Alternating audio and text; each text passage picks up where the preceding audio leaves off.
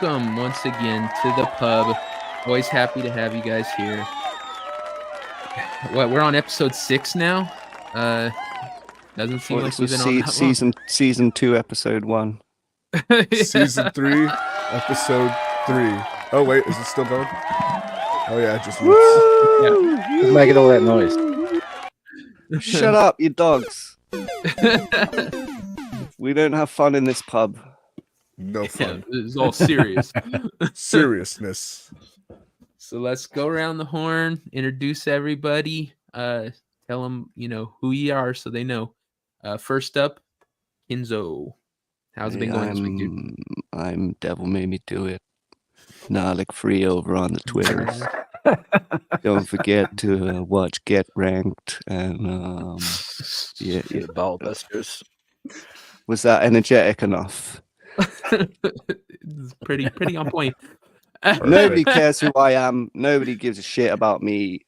Let's just move on to our amazing guest, Dre. Yes, our guest for tonight, or one of our guests actually, Dre. Where can everybody find you? Tell them who you are.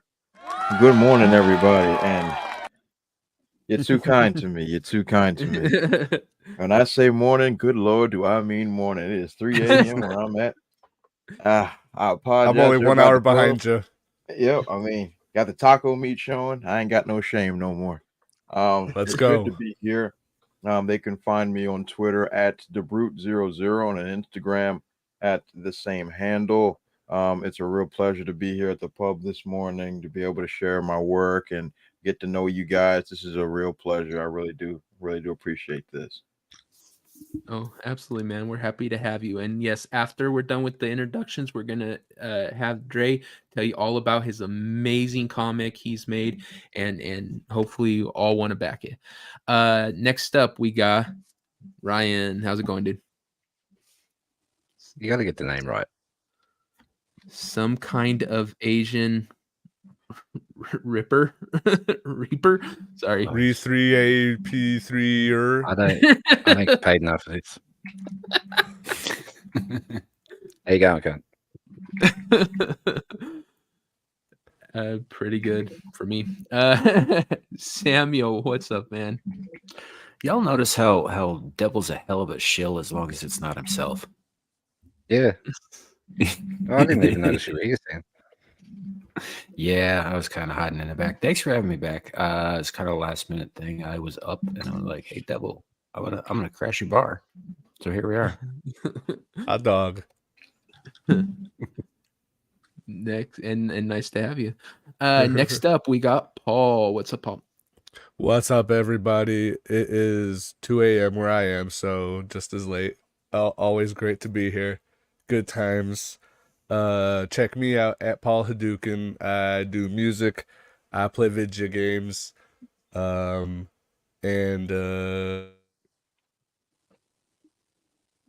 Freeze? Do you freeze? Did he freeze? Did I freeze? I froze. Is this real life? I'm back. Did time Looked like he stop? stroked out. Yeah, it I look looked like I like you stroked just out. been casted in Hellraiser for a second. I'm like, Oh no. What was the last thing I said?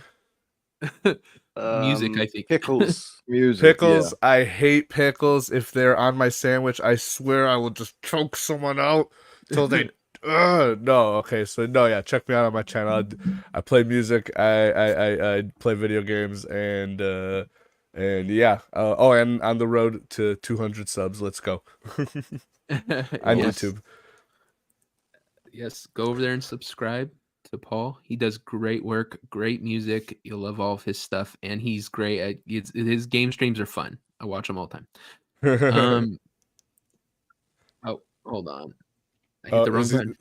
You're not gonna show, and of course, Devil. Well, cheers to Devil for always hosting. And hold on, I'm gonna show for him. Yeah, Devil. Check him out Sundays on Get Ranked, and Engage also on Sundays and all throughout the week. Dealing with dermy shit. There you go. I did it for you. Nalik3 on the Twitters. Thank you. Well done. Well done. Okay, go ahead and say hi to the chat. See who Yeah, we got. let's say what's up to chat.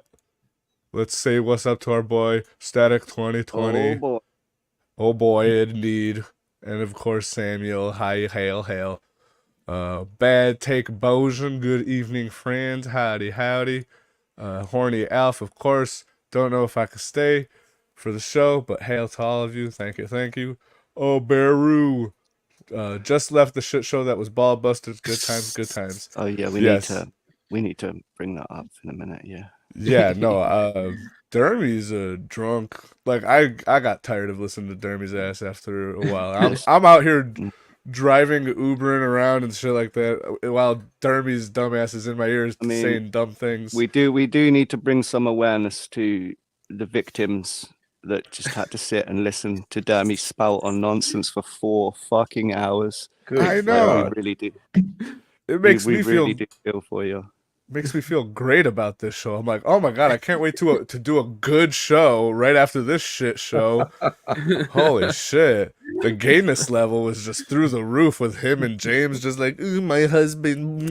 It's like, all right, we get it. The joke is over. No, I think James had long gone by the time I tuned in. He did not say one word. Oh, geez, that's hilarious. Let's see, what's up? Insidious Bliss over here. How you doing? Hail, hail. Renaissance Nerd. Power Couch. That's right. Team Power Couch. All the way. Yes, as also Samuel. Dre, just a quick update. Team Power Couch is to combat Dermy's back taco army. I see. So when I was real young, like when I was like teenage, like 18, 19, me and my buddies were watching the movie Selena with Jennifer Lopez. Oh yeah. For some reason, it just naturally came out of me. I was like, ooh, she got a power couch. And now that's the term for booty. And I'm like, that's just a way nicer term for booty than back taco. So this has been the war that's been going on. Pickles got involved somehow. That's a weird thing. Power couch. So next time you see a girl with a big booty, be like, ooh, she got a power couch. Power couch. And don't confuse them at the same time. Yeah, there's a surprising amount of lore about that, by the way, considering it's only been happening for a little while. Oh yeah. Shout out to what was it? Umbriel Raptor on YouTube or on Twitter. He was like, I'm gonna document this because I'm so bored. He's not just documenting it. He's drawing a map. Yeah, he drew a map. It was great. I mean, it's a whole thing. It's Umber Raptor on Twitter. He's Shadow of Hawk here on YouTube. He has his own channel, does his own thing, and a lot of it is focused around like battles and that and historical empires and that kind of thing. So he's taking all of that and he's applying it to our petty bullshit Twitter argument. which actually we may need to, hey Dre, we may need your comic book making skills to make a comic of this Power Couch versus Back Taco with pickle. We call it the pickle wars. If you could hook us up with some artists and stuff, and Umbriel Raptor is going to map out the whole thing. It would be my genuine pleasure to do so. Dude, if we could get the Pickle Wars as a comic, that would be maybe the greatest thing ever. And I could do the animated promo for the first issue, and it could be the Pickleverse. The Pickleverse. Okay. The Pickle Wars. Yeah, the Pickle's got some fire now. Yeah, no. I'll tell you what. If Umber Raptor gets that all mapped out, he knows me. He's got direct lines of communication to me, and he gets it to me. I will turn it into a story. Dude, this is like what's hilarious about all this is that this like wrote itself. Like just because I wanted to mess with Dermy and combat his back taco thing, I said dumb thing about power. I told that Selena story. People were like, Power Couch, let's run with it. Now every time Adam sees me in the chat, Renaissance Nerd, he's like, Power Couch. I'm like, yes, I've got supporters. And then one day, Culver's Ryan kennelled my chicken sandwich order by putting a pickle on there, and I just went on another rant about hating pickles. Now pickle lovers got in the mix. It was like, all right, do pickle lovers join the Power Couch Nation? Like, it's very complex, the politics of it all. So, like, this would make a great, ridiculous, stupid story of a comic of whatever. It's hilarious. Hilarious. Like Jerry Crow, what's up in the chat? Sorry. No problem. We got who else? Oh, Ryan, Roger, This I just want to shout out this Ryan Roger because he's been doing awesome Rising Star episodes. Did a one on Melee Games and DJ Access, and that's awesome. It's like Skirmitar. A Skirmitar for sure. So like even Dermy. And me. Oh yeah, Kenzo, you got one. Yeah. I think he did one on my friend Nomi too. Oh, did he? Did he do for Nomi? Mm-hmm.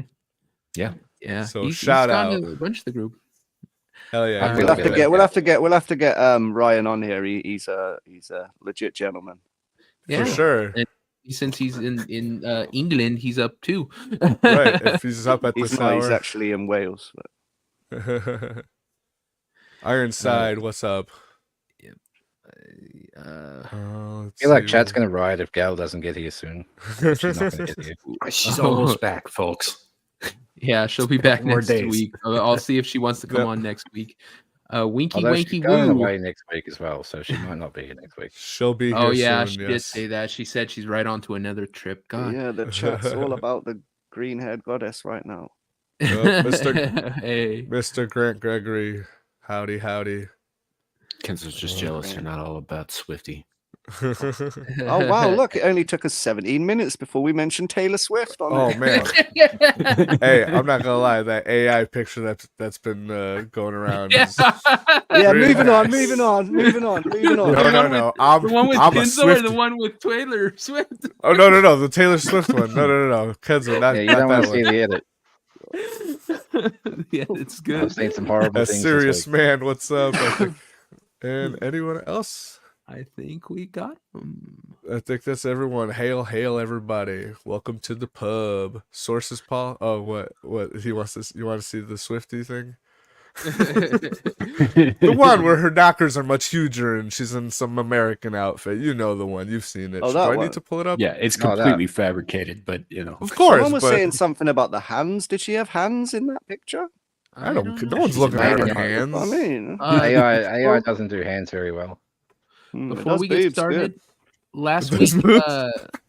Luke Hasley, you know her, she joined. I do. She became a member, and so Nice. I didn't get a chance to say thank you to her. So thank you. I don't know if she's watching, but you know everyone gets a thank you who joins over there on Thank you. Stream Elements. And Well, she's a respectable lady, so she's probably sleeping. yeah, I wish I could be. No, I'm just saying. I'm wide awake, kind of. Okay, let's put this. I'm gonna put this in the chat and bring up. And Dre, please tell us about your amazing comic, dude. I will bring it up. Oh here. well, amazing. I appreciate that. What is that? Participle. I appreciate that, my friend. I appreciate that. So my comic has been a labor of love for many years. I've been, producing this comic for about 4 years now, and it's it is my magnum opus. I've been in the comic industry for many years. I've done short stories, I've done ash cans, I've done everything under the sun. But now I finally created my first ever trade paperback, and this is the Indiegogo for it now. Just to give you an idea of where this came from, Trouble the Rhythm Within asked the only question that I had for many years in comics that was never answered, and that question was, what would happen if music gave me superpowers? And this entire story is based off of the mental, emotional, psychological, and stereotypical view that we have of music and how it affects the human body. And I had to go through deep amounts of research, more than I can actually remember at this time, because God knows I'm on Spaceballs right now. But this is just how I wanted to bring this idea to life. So I'm from Washington, D.C., so that's where this story takes place at. And I grew up in, what a lot of people don't know about my city is that it's not only is a melting pot of a lot of different cultures, it's a lot of different cool ideas, and especially music from my town. I was exposed to all types of music growing up, and I have people in my family that are musicians and things like that. I myself have done cover bands and stuff like that. I've done background singing and things of that nature. So I come from a musical background. So I decided to do something different and create an action adventure musical in comic form. And it was a major undertaking, but it was so much fun. Being able to inculcate music into a creative medium that hasn't been done before is literally the greatest thing I had ever come up with in my brain. And so this story takes place in DC. There's a mutagen that is put in the water supply, and the only individuals that are affected by this mutagen are people with O negative blood. Now, where in the world did I pull that out from? I had to do research on what is a rare blood type in my home city. So it'll be easy for me to create a rogues gallery along with creating my main character. So it won't be random when people are getting powers. It's literally the only people who can get powers. Thank you, Jerry. I appreciate that, my friend. So I did a lot of research, and because I wanted this universe to be grounded in an aspect of reality so that it can be founded on certain levels of research. So my main protagonist is Zamir Green, who has just finished the 11th grade, and he is an aspiring DJ. Now, how in the world did he get these powers? So when he gets infected by a disease known as the chills, which people begin to call it because that's what the disease gives you. It gives you the chills. For those that grew up in the 80s and 90s, you'll remember when there was like Spanish flu and mad cow disease and all that other kind of stuff. So it's reminiscent to those type of ailments and people freaking out and all that other great stuff. So it's a homage to a lot of things from the past. Just about every chapter is a tribute to a cover from years past. It's really a homage to when comics were fun, in a nutshell. When comics were fun, and when we were all enjoying ourselves, not just getting beat across the head with messaging and all the other crazy nonsense. It was just like, hey, do you remember when books were fun? And this is what this is all about. So the funding primarily is going to printing. This book is done. This is pretty much just for printing because good Lord, printing ain't cheap. And the my goodness, brain work. What's the thing? Perks. Jesus H. The perks I think are really cool. It's got a little something for everybody. If you're into digital, the digital's there. The print's there. If you like them signed, it's a signed version. There's a digital / audio pack, which I will be giving for those that sign up for the digital audio. You'll get the digital comic and you'll get the taste of the soundtrack that I am producing, because I plan on producing a full album, but you'll get samples of that album that will be coming out soon. And if you're hardcore, you for my final ultimate treble fan pack, you'll get the graphic novel, physical, digital, all the audio prints, the bookmarks, all that great stuff, and you'll be able to come on my YouTube channel and talk to me directly about what you enjoyed about it, what you would like to see more of, maybe something that you didn't like as much. You'll get to actually sit down with the creator and talk about it. So this is a major undertaking, and it was a whole lot of fun for me doing this. And I am just privileged to be able to bring this to everybody. And so this is it. This is pretty much it. And it like you're saying, it is based in reality, because one of our friends, Soldier Spirit, every time he hears Tom McDonald music, he gets a butt ton of tips. So that's his musical magical power. Yeah, it is. I had no idea where that was going, but that was I thought great. he was going to say he gets a boner or like. He gets that too. It's a side effect. He gets a boner and then he gets a bunch of tips. It's kind of hand in hand. That's One hand hilarious. anyway. Tips give me a boner too. I agree. I agree with that. But oh, geez. Is everybody that out there. Oh, go ahead. I was just gonna say, you know how like Derby does $20 shots for his show? Are we doing $20 boners for ours? Yes, every $20 tip we get an erection for you. That was. I regret that. I regret that. I do not agree should. with this rule. You should regret that. But everyone, if we're always talking about support the creators, the people who are fighting back against what we've all had to deal with, this abuse of our characters and stuff we've loved. And so every time somebody's fighting back against that, especially when they do it this well, you know, we got to get out there, we got to support it, and we got to put our money where our mouth is. So if you have the means, if you have the money, do go and back this. It seems amazing. I love the story idea. It's original. You haven't seen it yet, and so I'm psyched to see not only this but what comes after it. Because you said this was just the beginning. This is just chapter 1 type of it. You know, the first thing. Absolutely. So this is essentially a new hope of my treble series. I've already begun writing the Empire Strikes Back one. And it will be entitled Treble Rise of the Children with CHILLDREN. That will be the Empire Strikes Back, and we're going to be, and for those that know the Empire Strikes Back, which is everybody, it will be the darkest of the arc when our heroes are at their lowest point.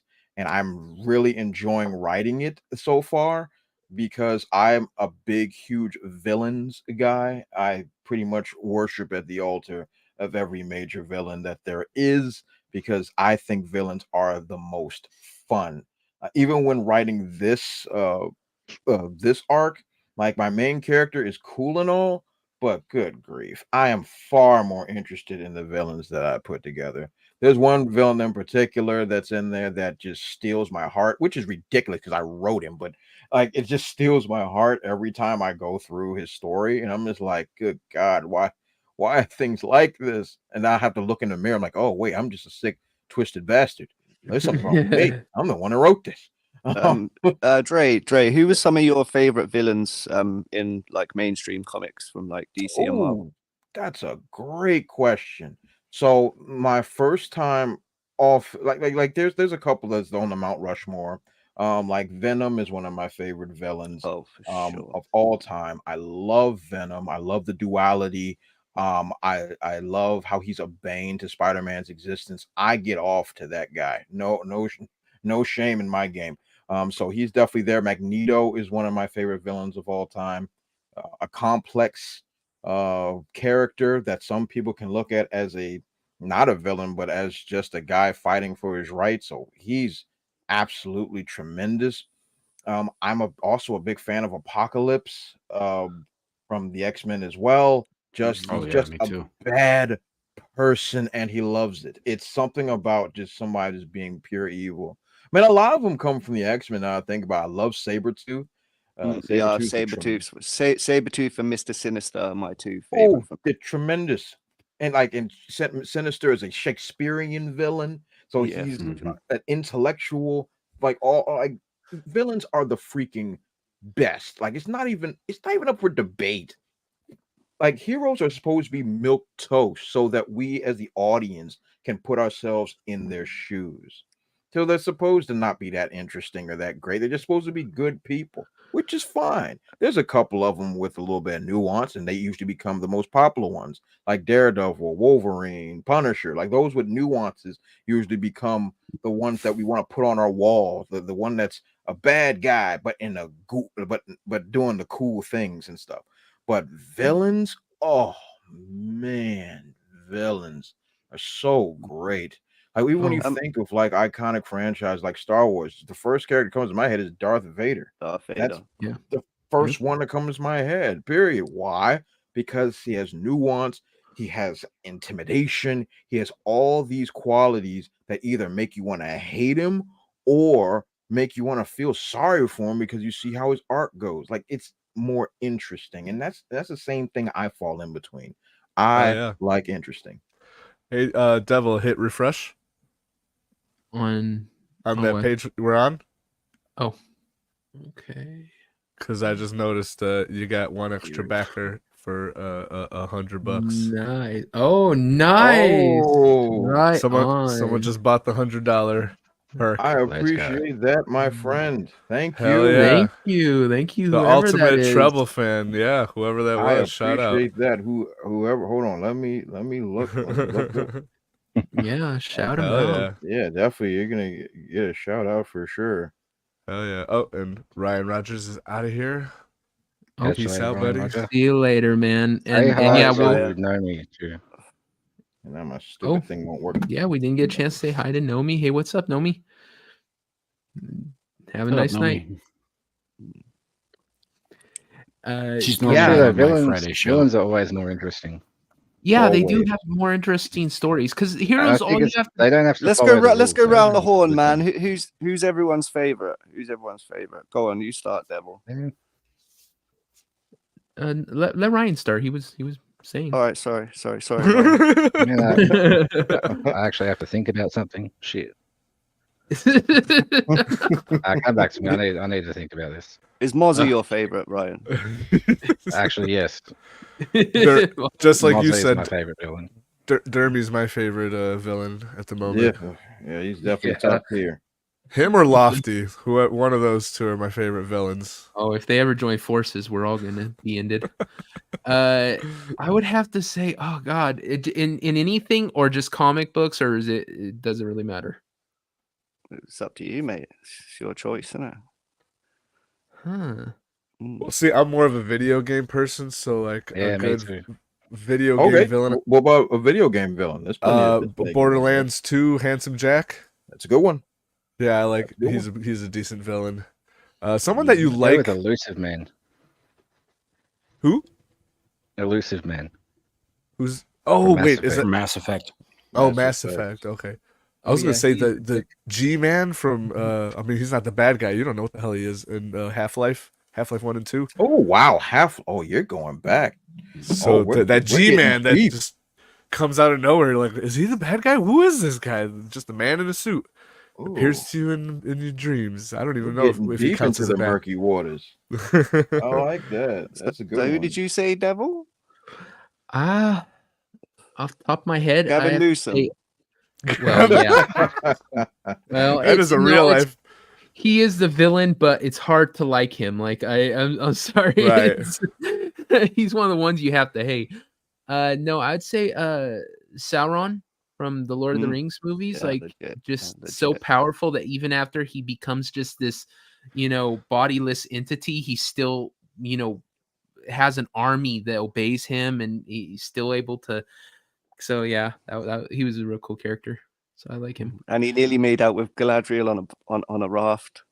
Yeah, almost. That's actually one of the downsides. She's like kissing Taylor Swift. Ugh. Oh, sweet Jesus. Okay, the entire plot of Lord of the Rings was all Galadriel's fault. I know. She started the whole thing. Damn her. What about you, Kenzo? Who's your favorite? Well, I think, like I said, I always really liked Sabretooth and Mr. Sinister. But then again, I was always drawn to like the character the Sentry, because he's like the hero and the villain all wrapped up into one. That's a good one. Yeah, that's a good one. What about you, Sam? I was thinking about this. There are a lot of great villains out there, and then somebody said video game villains, and I was like, but the best ones weren't purely villainous. I don't know. Probably Michael from Stargate Atlantis. Oh yeah! Wow, he's a good one. That's an interesting pick. You, King of Obscurity. I respect that. Damn right, that one in the void. They overdid him a little bit though. They did, but he's got a great arc where he goes from being in a shark-like predator in a galaxy full of minnows to being turned into something else against his will. They wipe his memory. He thinks he's someone else, and then he discovers what he was. But now he's tainted, and he can never go back home or never be accepted anywhere. And he's still got that shark-like nature that slowly, over the course of the series, turns him into a galactic level threat. Because he doesn't go quite back to what he was, but he's sort of in between. Mm-hmm. Yeah. And then eventually he's just like, fuck it. I'm just going to kill every living thing in this galaxy. You never see a Stargate show on YouTube. That's a good point as well. It's a good one. Yeah. They've been talking about doing one. There's been talks about come to fruition, honestly. I mean, that would be sweet, but I don't think, me personally, I don't think that Stargate has a big enough following for mainstream to actually push that. In my opinion, I mean, there's always going to be I don't put them in this. I don't put Stargate fans in the same category as like Farscape fans. I think they're a step. I mean, not a step, but like as far as popularity is concerned, a level above. But I still think that they're in that region, in my opinion. No disrespect intended. No disrespect intended. But I think it's like in that realm. I'm gonna go cry now. They'll never be as big as like Star Trek or Star Wars or anything like that. But Battlestar Galactica for that matter. It's a little more niche than that. That was the problem with Stargate Universe is they tried to copy what the remake of what Ron Moore's Battlestar Galactica did, and it ended up backfiring on them hard. I personally liked all of it. I thought Universe was great. I liked I did too. And Atlantis and SG-1. Was there any other ones? Those were the only television series. There was a cartoon, Stargate Infinite. Right. That's and then the movie. A web series, yeah. There's like an origin series as well. They need to bring back Stargate. Good. Stargate was the shit. It was. Stargate was pretty solid. I would like to point out. Wait, okay, Paul. Well, you mean Stargate the show or the movie series? Well, there's only one movie. There was only one movie. The movie was pretty dope. I like the SG-1. I just like MacGyver. MacGyver is the shit, man. He's such a. But I would like to point out real quick that Stargate SG-1 was the longest running science fiction fantasy series in television history until fucking Supernatural came along. That makes sense. That is true. That makes sense. Yeah, that 10 seasons. Yep. Wait, does Supernatural count as science fiction? I thought that would be more of science fiction fantasy. Oh, okay. Okay. Yeah. Cool. I put the link in the thing again. Once again, if you want to help and support this amazing comic, I will be putting it in there all night. So just keep a lookout for it if you want to, and you'll know exactly how to do it. All night long. All night. Trey, I wanted to ask, so you're still in the process of making the music soundtrack for this? Yes. So a couple of the songs are done. A couple of the theme songs for my main protagonist is done, and the theme song for his rival is complete. The songs that I'll be using for general stock, as it were, for the transformations that are in this story, those are what's currently being produced as we speak. Right on.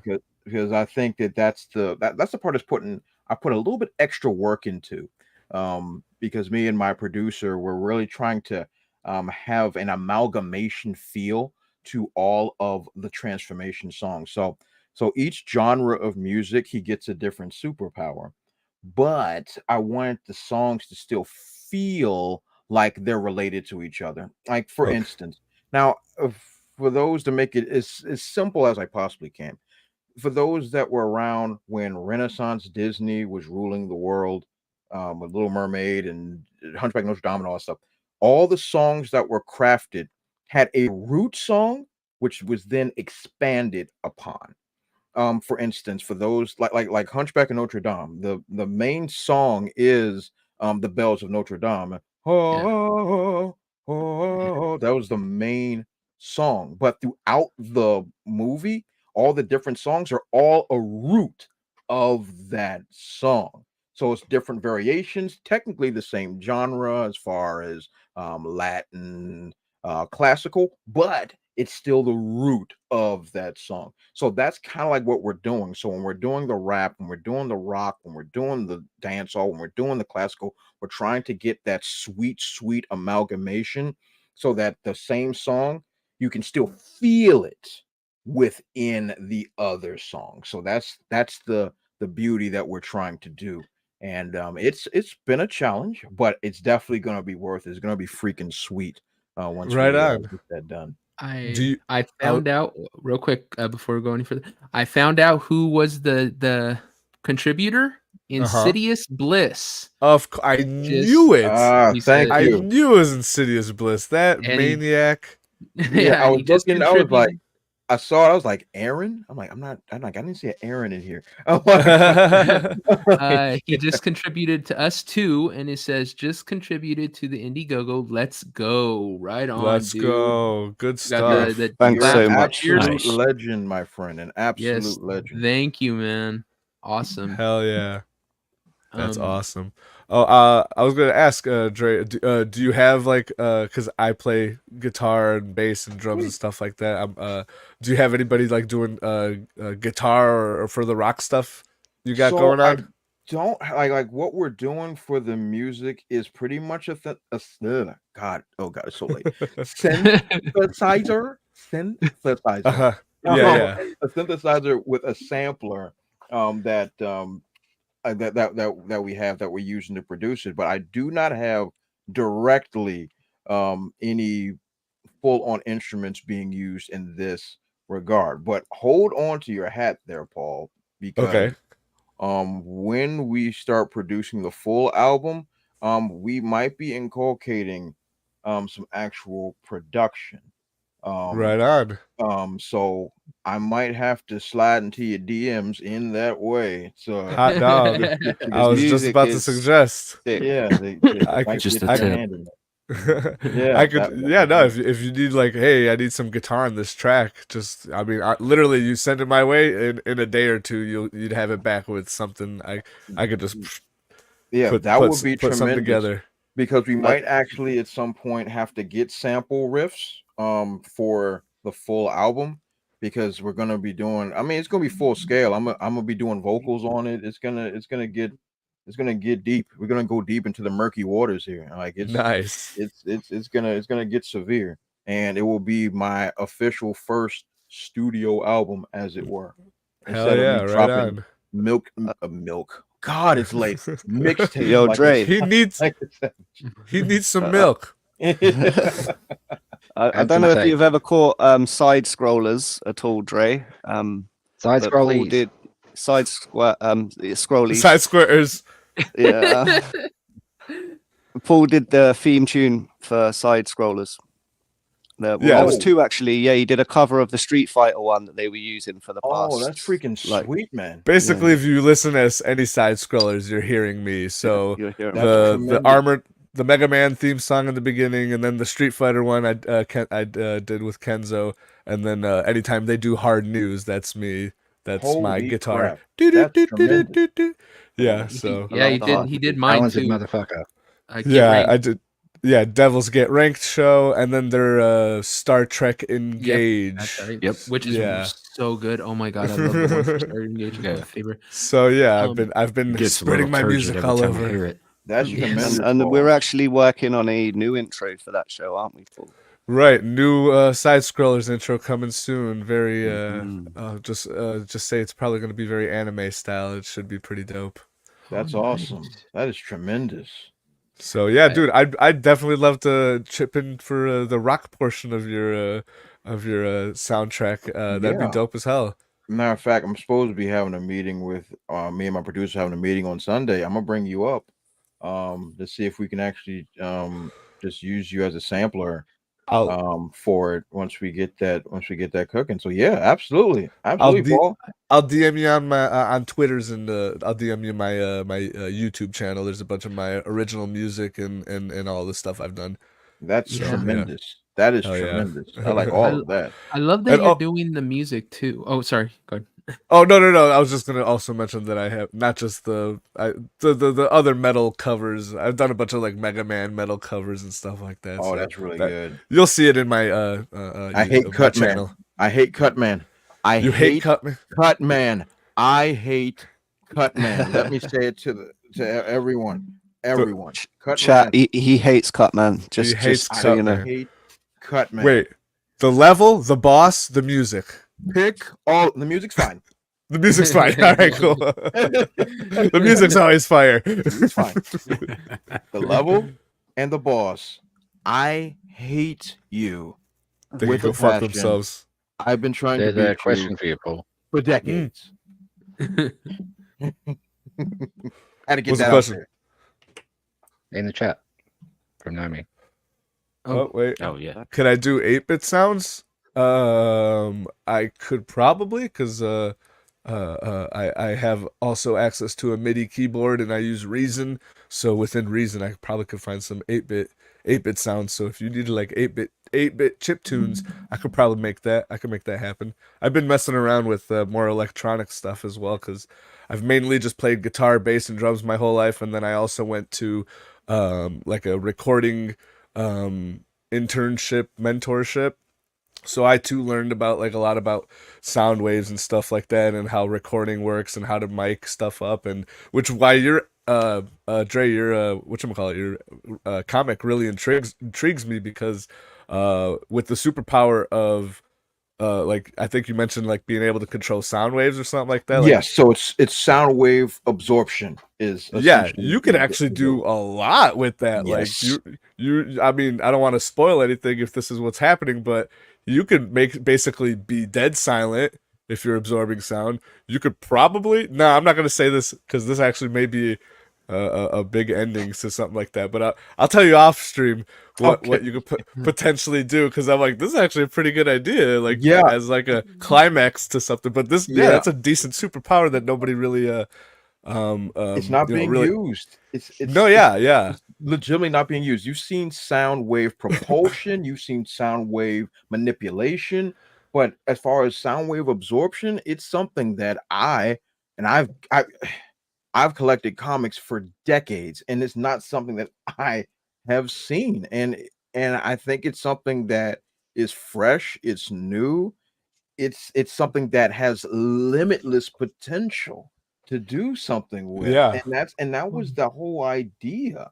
The idea was like, I want to create something that everyone starts throwing ideas about, because this is something that's an untapped resource. No one's doing this. Everybody is a Superman archetype, a Wonder Woman archetype, or a Batman archetype. Essentially, that's all you get, or Spider-Man. That's essentially what you get as far as archetypes are concerned. Super strength, fly. You're a brooder in the shadows. Like it's usually the same thing, which is nothing wrong with that. It's a winning formula. So I mean, why deter? But I wanted to do something that was unique. I wanted to do something that was fun. I wanted to do something that I've never seen before. That's what I wanted to do. And that's why I want people to throw those ideas. Like over the years of going through this series, I've done signings and everything for the single issues that I've released and stuff. And there'd be people like, hey, what if you listen to this? What if you listen to that? I said, that's the type of fandom I'm after. That's 100% what I want to see. I want to see creative juices fly. I want you to say, what if you listen to bluegrass? That's the type of stuff I want people talking to me about. Because like even though I come from a very musical background, I've done all this other stuff, there are definitely genres of music that I am not that familiar with, and it could be anything. And then I have to actually think about and do research on how this music actually works with people. I don't listen to bluegrass, so I don't know what people think and feel about it, but I could find something really unique and really interesting and craft a power around it. This is the type of fandom that I'm into, because the creative juices that flow, because obviously the mainstream comic book industry is burning at the seams, but this is the type of stuff we need. We need people being like, hey, that was a really, really cool idea. Have you thought about using this? Or hey, I saw that this music gave him this ability. Have you thought about if it was like a hybrid song? Like, what if they listen to Linkin Park? Like this is the type of stuff that I want to hear from people. So I'm down with all of that. That's tremendous. I like it. The thing I really love about your thing is that you're, like you said, you're building an album around it, music around it and stuff. That's when you really know someone loves what they're doing and really cares about their project. When they're not just, it's one thing to have an artist make some things and write out a script and put out a drop comic like that. It's another to build an entire world around it, do all the complex stuff around it. Like you said, do research into it so that it has basis in reality, actually make the music that goes with it so you can hear the comic, not just read it, not just see it, but hear it. That's the kind of stuff that shows how, when somebody has passion about it and really cares about what they're creating. And so, like I said, I can't rave about this enough. I think it is such a cool idea. Yeah, for sure. Yeah, no, I agree. And I personally, like, I grew up I didn't really do comics growing up. I played more video games or whatever, but you know, you're always familiar with the comic book characters and all that. And it feels like now is a perfect time to, like, with all the independent comics starting to emerge and stuff like that, like, this is a perfect time to get into comics. Like, I got I'm #1. I got what's his face? Jason's Jupiter comic. Yeah, I back and Jupiter. yeah, no, and it's so cool. Like, I never really, you know, got into comics, but like all these current, like, the big superheroes, they've been around for so long. It's like, dude, where do you start? Like, how do you even start? Like, at the beginning, like, these heroes are so old. Like, we need some new, fresh, something new and fresh. And I honestly, I'm loving the this current, as they're calling, what, the Iron Age, The Iron of Age, comics. yes. I The love Iron it. Age. Hell yeah. We've all been swept up in it as far as Iron Age is concerned, and I'm all here for it. And Same, 'cause like same. you said, Paul, like, even if, like, for you that wasn't in the comics, where the heck do you start? And it definitely ain't with modern comics. For the love of Jesus, don't do No. that to yourself unless you want Yeah. your brain to turn into mashed potatoes. And much as I love mashed potatoes, I don't want them in my head. So, like, if you went back on, like, years past, if you go back and look at like House of M, that's a good X-Men story to start with, or other things like that. But in this point of time, mainstream comics have taken a nosedive as far as quality is concerned, and it's time for the Iron Age to rise. Because if you rewind the clock about 70 years now, almost, when Stan Lee was first getting started, that's what happened. Because before Marvel and DC were ruling the galaxy, there were comics that were known as pulp comics that were ruling the world. And that's where the story of, like Zorro comes from and stuff, you know. Yep. And that's where Zorro comes from, and the original Human Torch and all that stuff. All that comes from pulp comics from the 1920s, 30s. That's where that comes from, before the rise of Marvel and all that stuff. But once again, they end up becoming stale for different reasons back then, but they end up becoming stale. And then here comes this little mom and pop shop called Marvel Comics and started taking over the world. And now it's our turn.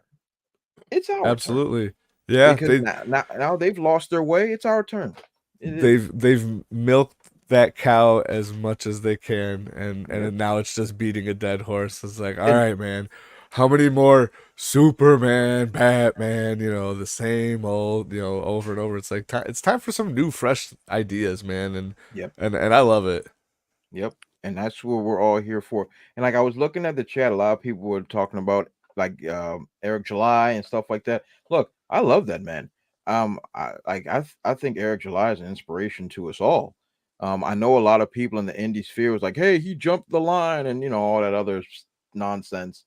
But, like, no, I've got a lot of respect for what he put his money where his mouth is, and he's accomplished something glorious.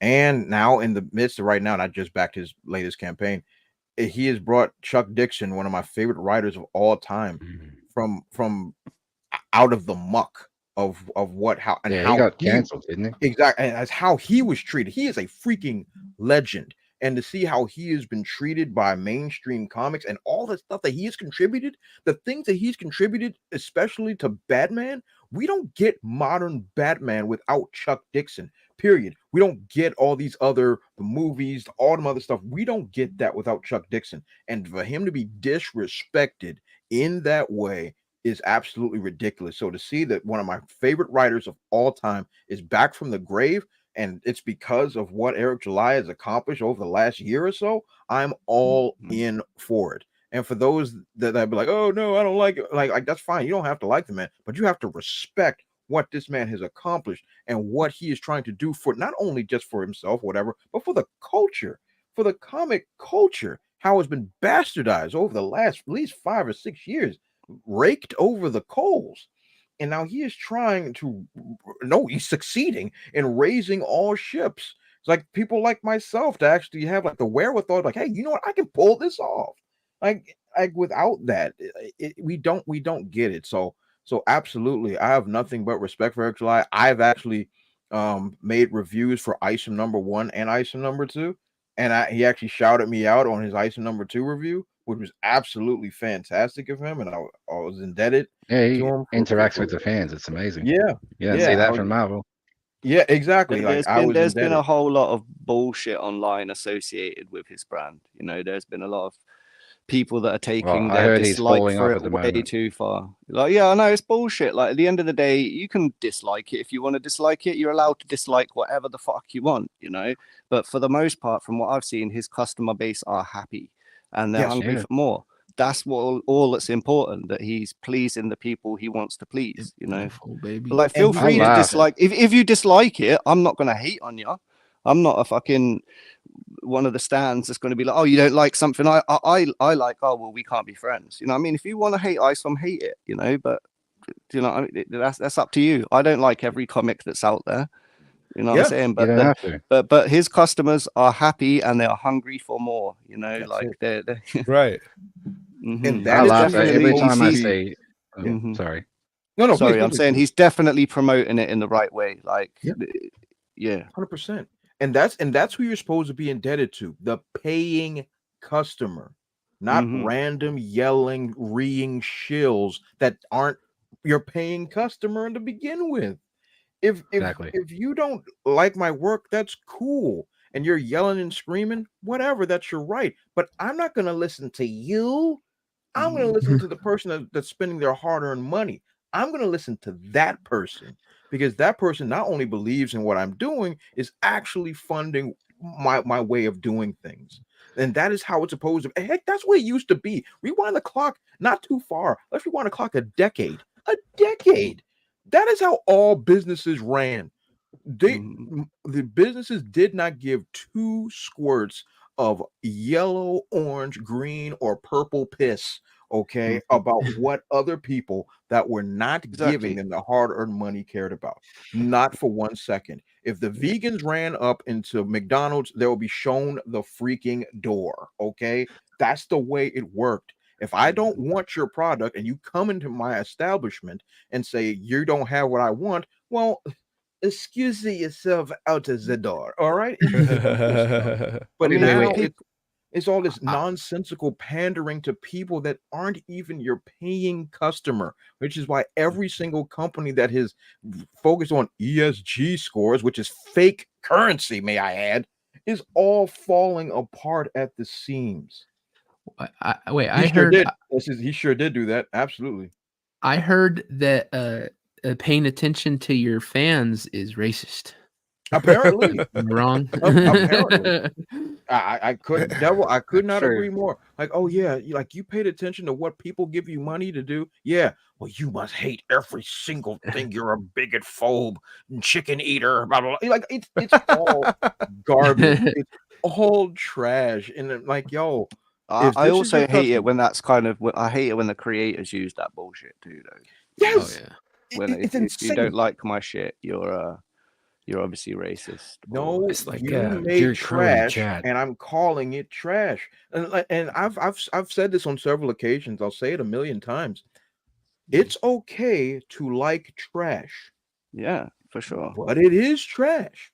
And but again, like just to be like what do you call it? Like there is people out there that do think the Rippaverse is trash. You know, there's people out there that think Marvel is trash, or there's people out there that think the stuff that we like good Marvel is trash. You know, like. But each to their own, man. Do you know, like the people need to. People think their opinion now that they have Twitter and they can put their opinion out there online. Everyone thinks their opinion actually fucking is important, but for the most part, it's fucking not. You know, like. But it's like I've gone out and paid money before for comics, you know, and not been tricked, but I've gone into the comic store, I've looked around, oh, the cover looks good, quick flick through, the art looks great, and when I've got home, I've read it and thought that story was absolute bullshit. And did I then try and contact the creator and hassle him online and be like, oh, you fucking idiot, you're a shit storyteller? Like, no, I just next time go out and find a comic. You know what I mean? You've lost a couple of quid. Fucking move on. Yeah, I mean, Kendra, because you're thinking like a rational human being. Our breed doesn't exist on the social medias anymore. Our breed used to be in the 90s. Yeah, simple people like, oh man, this book sucks. Like I have some books on my shelf right now that I absolutely hate. Absolutely hate. And that's first and foremost daggone Doomsday Clock. I hate that book. I hate that book.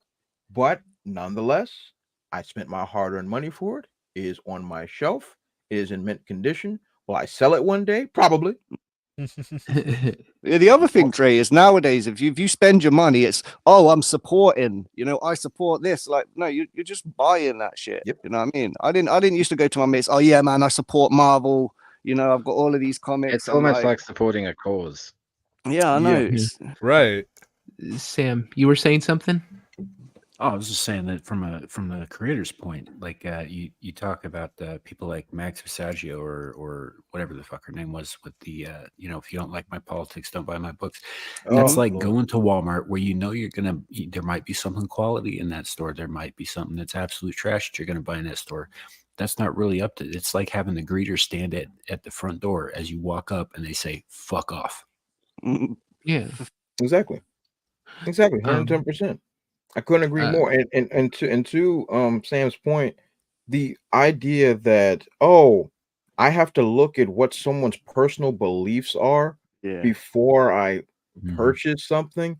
Like there are millions and billions of people with a bunch of different beliefs and feelings and thoughts. The idea that I'm not going to purchase something from your store or watch your movie because you don't vote for the same person I vote for is absolutely insane on so many different levels, or you don't believe in the cause that I do. Let me tell you something. I live in Washington, D.C. There are a million different races. That's in America, right? Yeah, in America. Sort of. I'm sorry, Ken. I'm so sorry. Like, this is the United States of America. Sorry about that. Yes. Washington, D.C. We're in the melting pot. And I've gone to restaurants that are like Jewish restaurants, Muslim, like Islamic, like people, like cultural things that are restaurants, Catholics, all this stuff. We don't give a crap about this stuff in real life. In real life, I don't care what your religion is. I don't care who you voted for. Can you make a good pizza? Can you make a good roti? Can you make me some good Chinese food?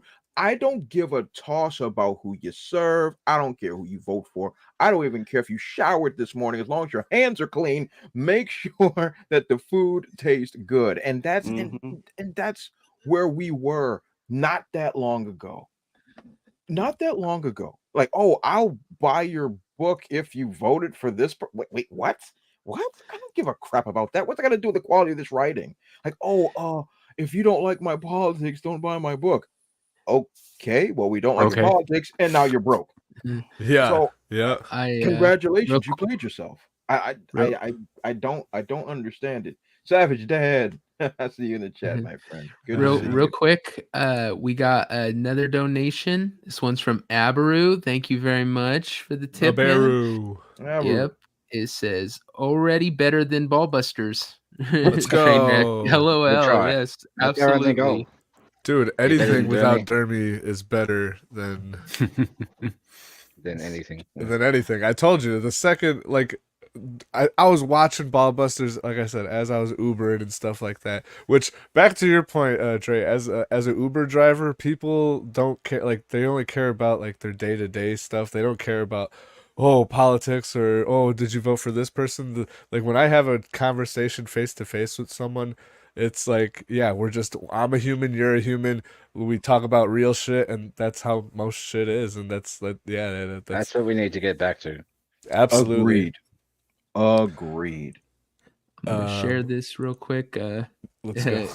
A serious man memed you, Paul. Oh yeah. Apparently, I'm the Hellraiser now. Yeah.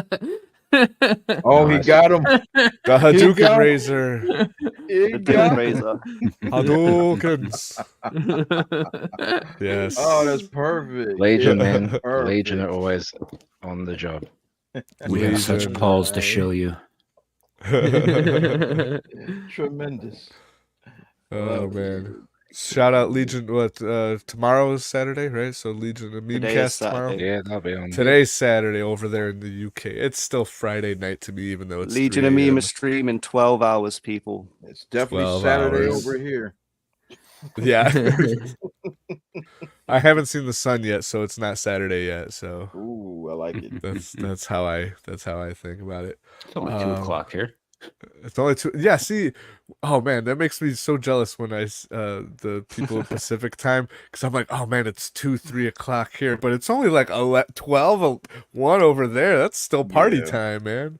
I'm on Mountain Time too, so like Devil's actually an hour earlier than even me. Yeah, well, it's 4 a.m. over here. Yeah, so. He's got it the worst. He's Eastern time. I'm in the future. Kenzo, yeah, it's morning time already. I think you're in the future. Oh fuck yeah, you're in the district. You're in a whole nother fucking reality. I'm in the future, baby. I'm backstroking in gold coins over here. We're doing it big. It's almost Sunday for Ryan. Jeez. Oh my gosh, that Australia doesn't exist, man. How are you so far in the future? Tell us what happens. They have like New Year's Day on like the 26th of December or some shit. I swear. Good. Holy hell. That's awesome. That is awesome. But yeah, but all that said, it's great that we can actually, we're trying to fight for normalcy again, pretty much. That's what the Iron Age is. It's what we're trying to accomplish, is fight for normalcy. Let's just get back to just having fun and enjoying our medium without having to worry about all the other extra nonsense that comes along with it. And that's what we're all fighting for. And that's what my campaign essentially is about. Like, let's get back to having fun. Let's get back to telling great stories. Let's get back to doing great things when we were used to be one of the most creative nations in the game. Like, let's get back to doing that. And that's what I want to do. And that's what a lot of us want to do. And that's what this campaign's about. So I thank you for putting me on like this and be able to share especially for this long. Look, sometimes I'm up at 4 o'clock, but I'm not used to talking this long. I'll tell you that. But we appreciate no, you're good. Really, really cool. Really, really cool. And for those that are just joining and everything, my name is Dre. I'm a comic book creator, and this is my campaign to pretty much fund the printing for my graphic novel. And I would really appreciate your love and support. And even if you can't back it financially, definitely just share it on your social media and everything. I'm trying to just get the ball rolling so I can continue to produce good work. And I can't do it without like great supporters like yourselves and you good folks for putting me on here on this panel. Oh, no Hell yeah. problem. Man. We're Everyone's happy to welcome, have yeah. you. Yeah, man. Like The I doors said, are it's always It looks open like a really good book.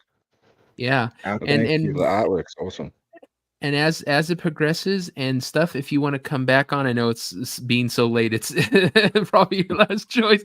But you know, if you want to come back anytime and tell us how the thing's progressing or what new stuff is coming out, what's your next step, and keep us apprised, we would love to have you back, man. Oh, of course.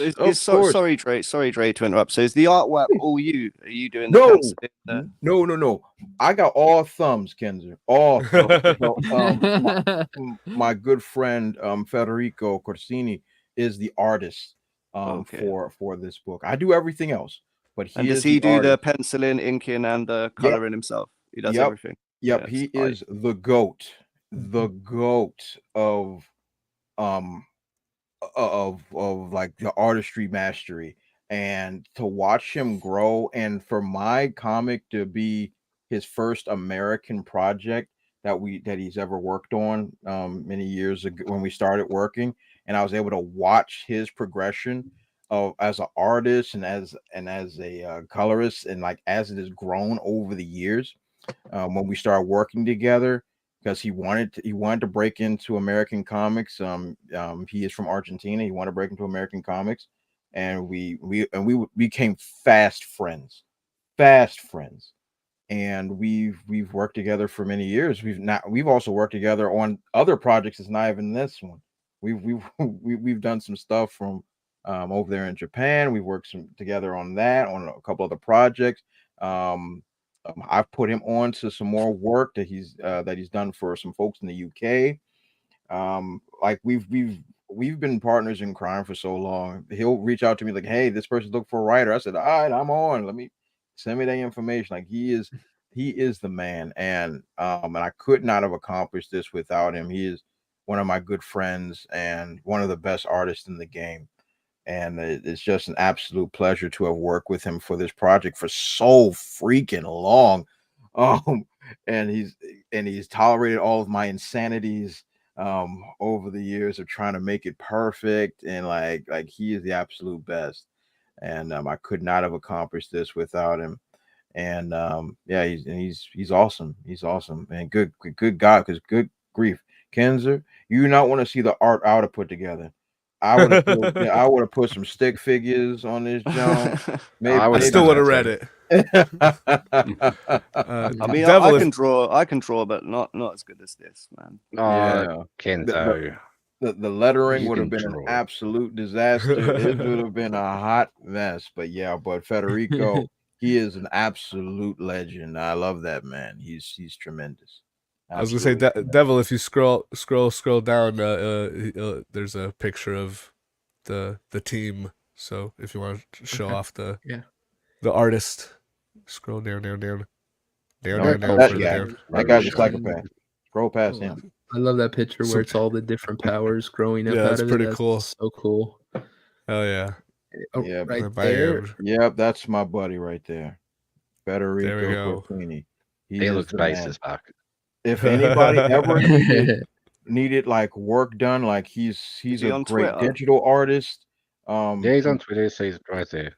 There's a lot of great work. He's tremendous. Absolutely tremendous. Yep, Twitter. Right there. Yeah, definitely hit him up. He's great. Like I cannot speak higher of that man. He's one of my homies. He's been down with me since day one. So that's knocking my coins over. He's just that guy, and it's just so great that he worked with me for so long. So for those that are ever looking for an artist, I could not recommend him higher. He's professional. He'll tolerate your foolishness. He's the guy. he's the best. He's the absolute best. Kenzo's always looking to get in contact with other artists and stuff because that's his thing. That's his. So he's trying to make a little army, I think. Sweet. And look, if you need a legit foot soldier for that art army, like Federico, he's second to none. Like he is the guy. I put his link in the private chat too. Oh, thank you. Yeah. I'm pretty slow on all this stuff. Ryan's always giving me shit about it. No, I'd be Sitting there interested going, to have him on. I sometimes a guest on a art-based podcast. I don't know if you guys know the Ginger Ninja. Yeah, I know. James Harris. Yeah, I think yeah. I've definitely heard. He's a good I've guy. heard the name. I've definitely heard the name. So it'd be interesting to get him on now. I'm sure James would be interested to pimp your work. And he's great. He's great. I'm like literally I don't blush often, but that's my boy. You know what I mean? That's my man. It's hard to see blushing through this melanin, but but I am. Yeah, but he's really good, and he's really good. And I sometimes I look at this picture when I'm doing that signing, and I was like my God, like I was in like wait, I sometimes look like what year was that? I'm like oh my goodness, like the years fly by. I think that was a picture I'd taken from my first signing when Trouble #1 was released. I think that's when that picture was taken. And I was signing that one for a little boy, and his dad was at the comic shop, and I was signing that book for him. That was a little great moment. That was a great moment to actually, that was like his first real experience in a comic shop, and I was there doing my debut, and I signed the book for him. It was a really nice thing. It was a really nice thing. I think about that moment very fondly. It was really good. That was good. That's it's those kind of things that stick with you. Those that kid's gonna remember that for forever, and you get part of that. Yeah. And to bring up like the art when they're all the versions are kind of standing together. As I was mentioning earlier, it's like a lot of things in this book are a lot of tributes to mediums of the past. This is actually a tribute to the Ginyu Force from Oh Dragon Ball Z. yeah. Yeah. I see it.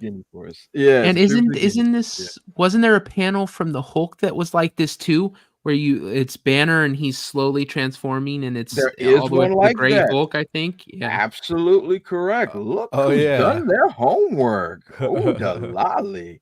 I like that. Well done. Well done. There was one like that for Mr. Fix-It Hulk. Absolutely correct. You are absolutely correct, my friend.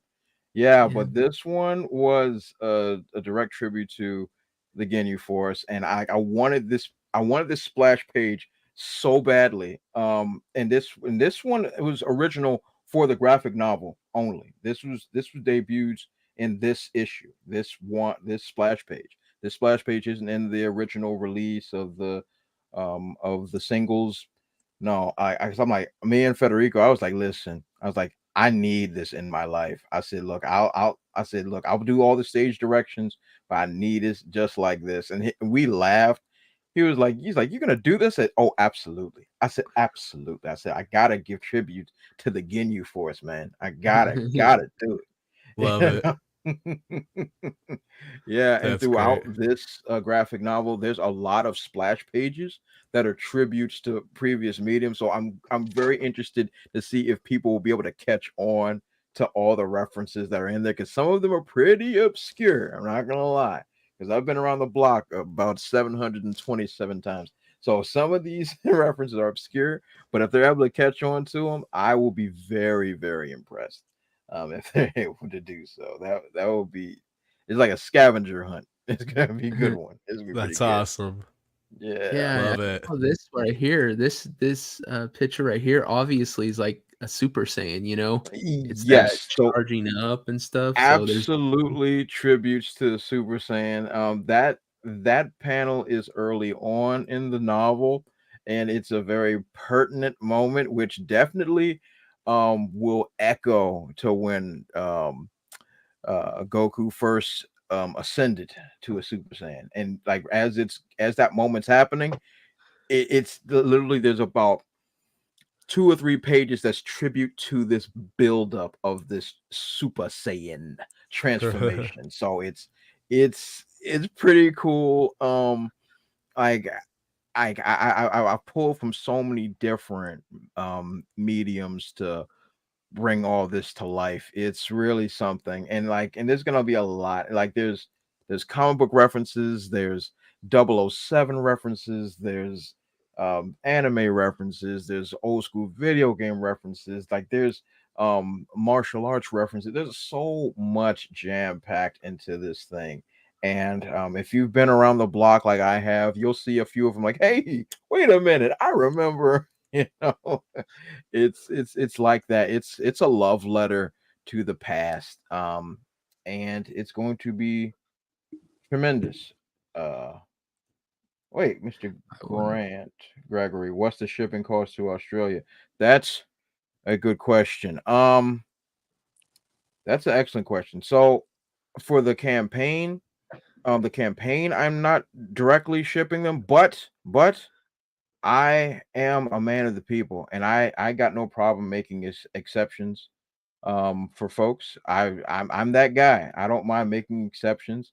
So you like should just send a pack to the full Aussie crew. Yeah, yeah, we'll take one.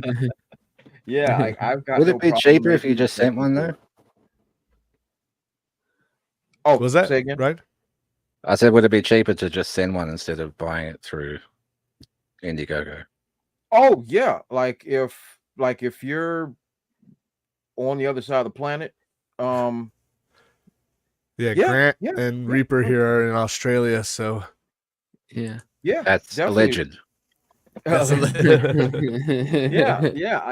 I like if you ever want to hit me up privately or something, and you want me to like send you one, I've got no problem with that. No problem whatsoever. Because the whole point is to print these joints out and send them everywhere, and that's that's it, and that's what I want to do, and yeah, I've got no problem doing that. So once I figure out what the shipping cost would be to whatever, what have you, absolutely, I'll send it to you without question. I will not hesitate. I'll show no mercy.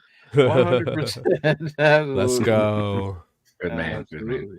Absolutely. I've got no problem with that. But as far as like the campaign is concerned, no, Mr. Grant. Find one right now. Yeah. Yo, He'll hit ship me it to up. a country that actually exists, and you just have to pick it up from there. That's there you go. So Hit me- There's Mr. no Grant. mail in the magical land of Oz. Yeah, exactly. Mr. Grant, just hit me up on Twitter at DaBrute00. We'll get everything worked out. We'll get all worked out from there. Because I got no problem with that. I got no problem with that at all.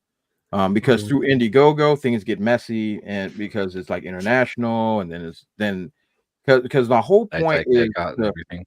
exactly the whole point for me is to negate cost of the customer. That's my whole thing. Like I rather ship it on my own dime than have the customer pay $25, $30, something absurd to get my book.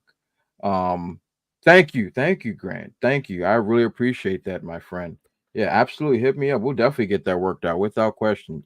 Yeah, but I wouldn't want to have the customer gouged. I don't like that. I don't like the idea of that.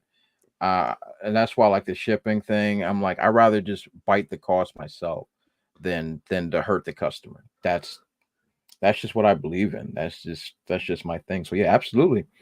So for those that are on the other side of the planet, we can definitely work something out privately. If you want the book, I will definitely ship it to you without question. I'll definitely do that 100%. Hit him up on Twitter. Yes, hit me up on Twitter. Hit me up on Twitter. Absolutely. I'll drop that they got the shooter. Oh God, Maza. No. Damn climate activists. This is a bit of Kenzo's art. He's always drawing stuff for the mouse show, the full Aussie. And this is one of my characters from the. And what does that remind me of? Is that? It's Maza. It's kind of like a Rick and Morty-esque style art. Big Mouth. Big Mouth. Thank you. Big Mouth. There you go. Thank you. There it is. Ooh, it's too early. I kind of did some. I did some animated versions of the Full Aussie cast, the Full Aussie podcast, and this is Mozart, the mad one, and obviously he's the Panamanian protester. I love how you even got the little bullet, the shell, that casing. I'm not gonna lie. I basically just copy. I see someone made a Pepe version of it, and I just kind of ripped that off. Made a Mazda version. Yeah. I would like to see a Pepe Mozzo. Oh, yeah, I'll have to. That would break the internet. Yeah, let's do that. Let's make that happen. Oh, we need to make a shirt too. Make that into a shirt right there. Pepe morphine into Mazza, or Mazza morphine into Pepe.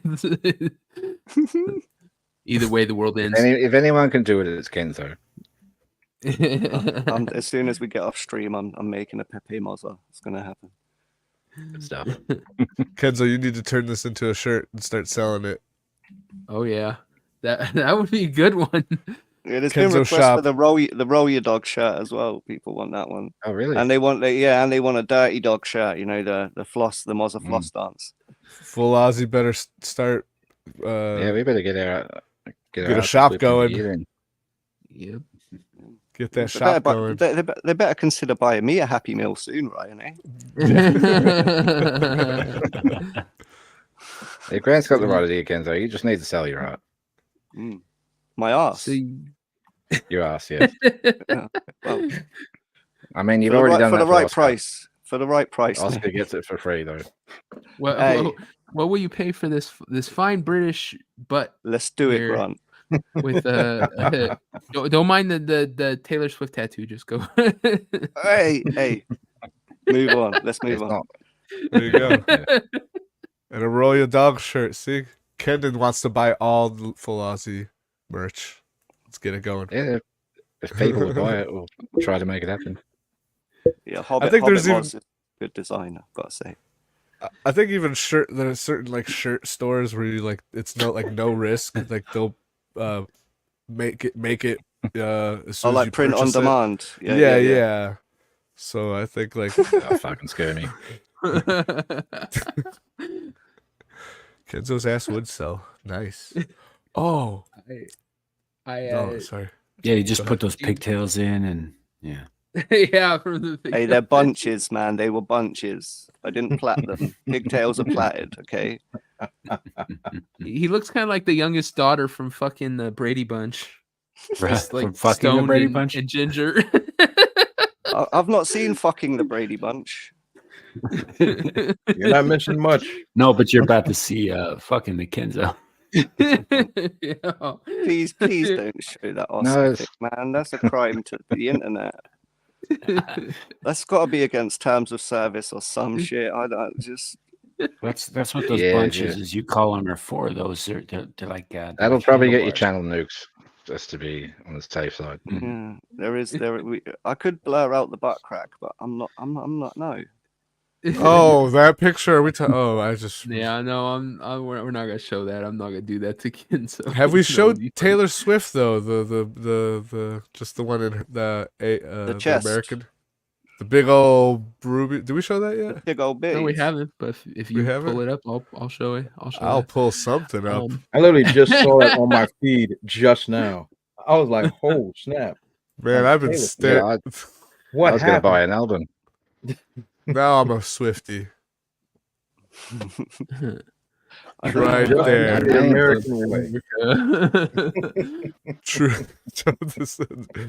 There you go. Man. So that's change that to a British flag, and I'm all in. I didn't know Taylor Swift was an American gladiator. This is pretty. Swift would be a good name too. You know, they were like called Jet Light. Yeah. So, this is for NoFap November. Yeah. It's Does anybody really do that? The rat face. I've already failed that. Sorry.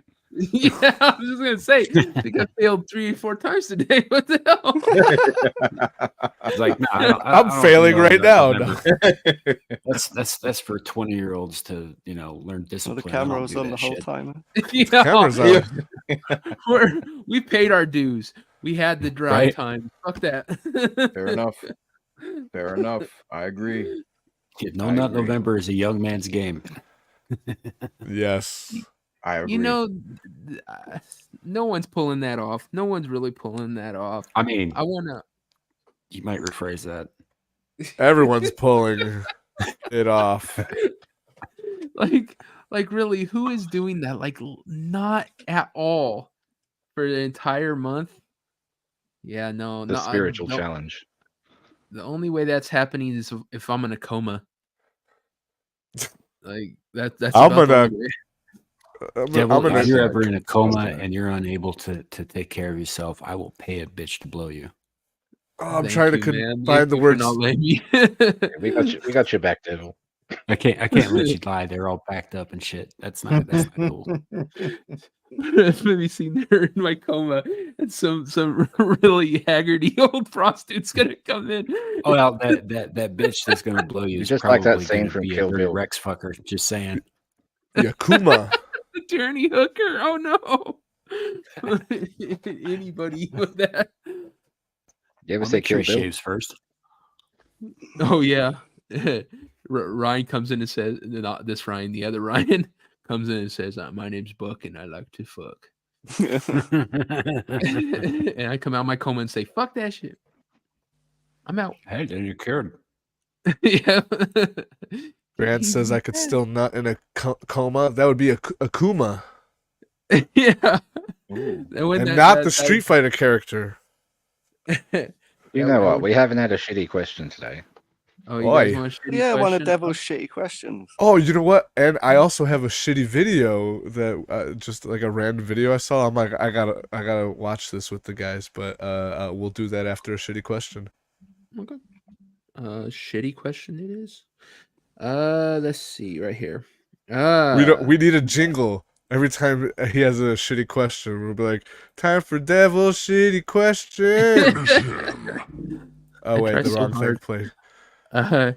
If you could fix 3 of the worst problems in society, but you would never be able to do anything that gives you enjoyment again in your life, would you do it? Would you sacrifice future enjoyment, stuff that made you happy, if you could cure 3 of the major woes in the world that the world's suffering from? I kind of feel like that. Wait, repeat that one more time. If you could, way too many words for this late. Yeah. He's like, it's 5 a.m. What the fuck? It's 4:30. You have to slow that down. If you could cure 3 of the major problems in the world, whatever you think is the thing that is bringing down society, that is destroying this world, you could cure 3 of them. But the sacrifice is that you can no longer find joy in what you find joy in. You have to essentially lose it. Basically, would you make that sacrifice for humanity? You lose pleasure. Yeah. So the things that bring me joy, I never experience again. But the 3 major problems I believe that are plaguing the world would disappear. Yes, you would pretty much. Them. Yeah. So yeah.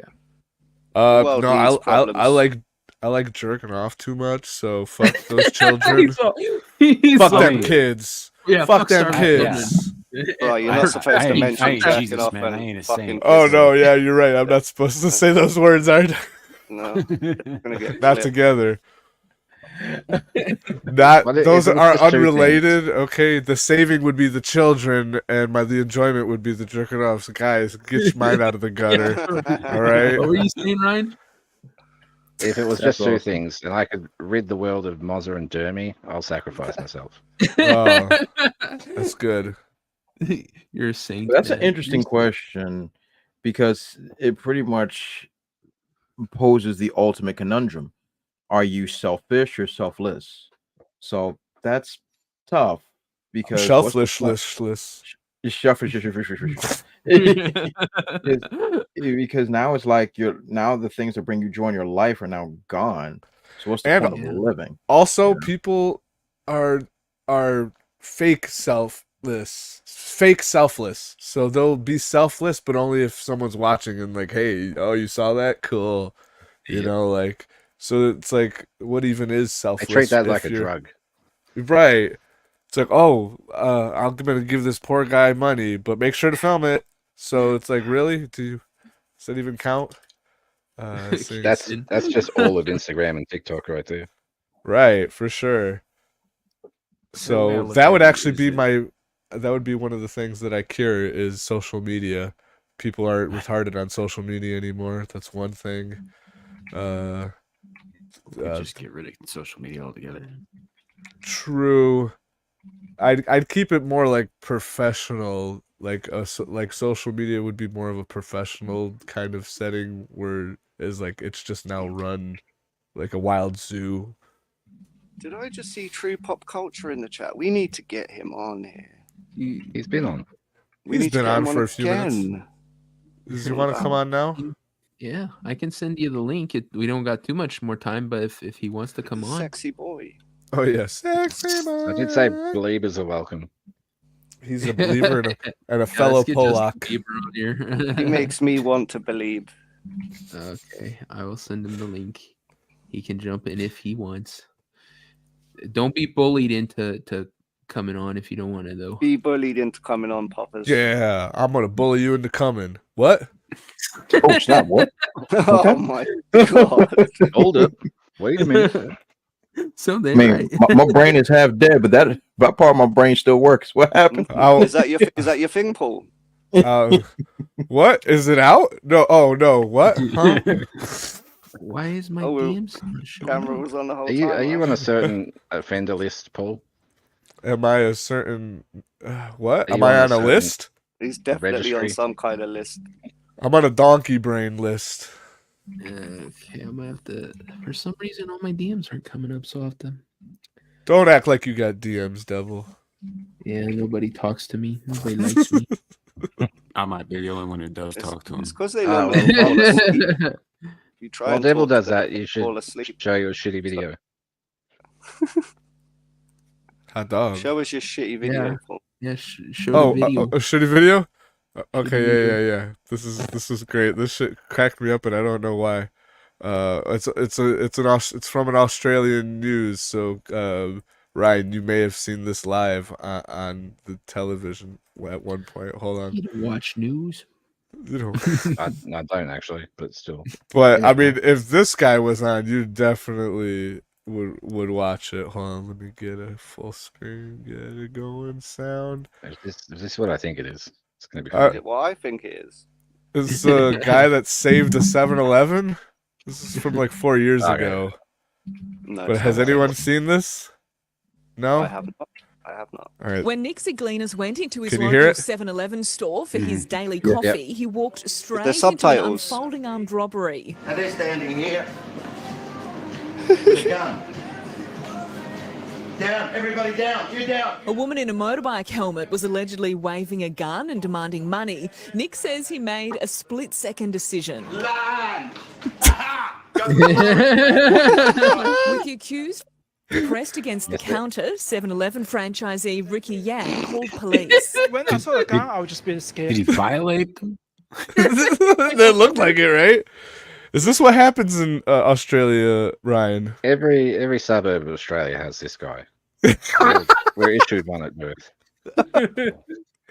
I love it. Police. When I saw the gun, I was just being scared. Moss's dad is so He'd been brave. about to hand over hundreds of dollars before Nick's unexpected tackle. Now I'm trying to get them over there because I'm wondering that they might shoot. Nick says he grabbed the gun, which turned out to be a fake, and threw it to the floor before a second manoeuvre. And I did my MMA around the head. Yeah, he knows Oh my God. Oh shit! He's got the hooks in. Well, MMA. Ain't getting out of that hold, man. Hold on. Did he just pile drive the air? He did. The fact that this guy wanted to reenact every moment of this was what just brought me joy. I think he was trying to simulate taking the back. Not like how Paul does. I mean, like in MMA. Like. Oh my God! You mean Aussie? Yeah. This Aussie. is.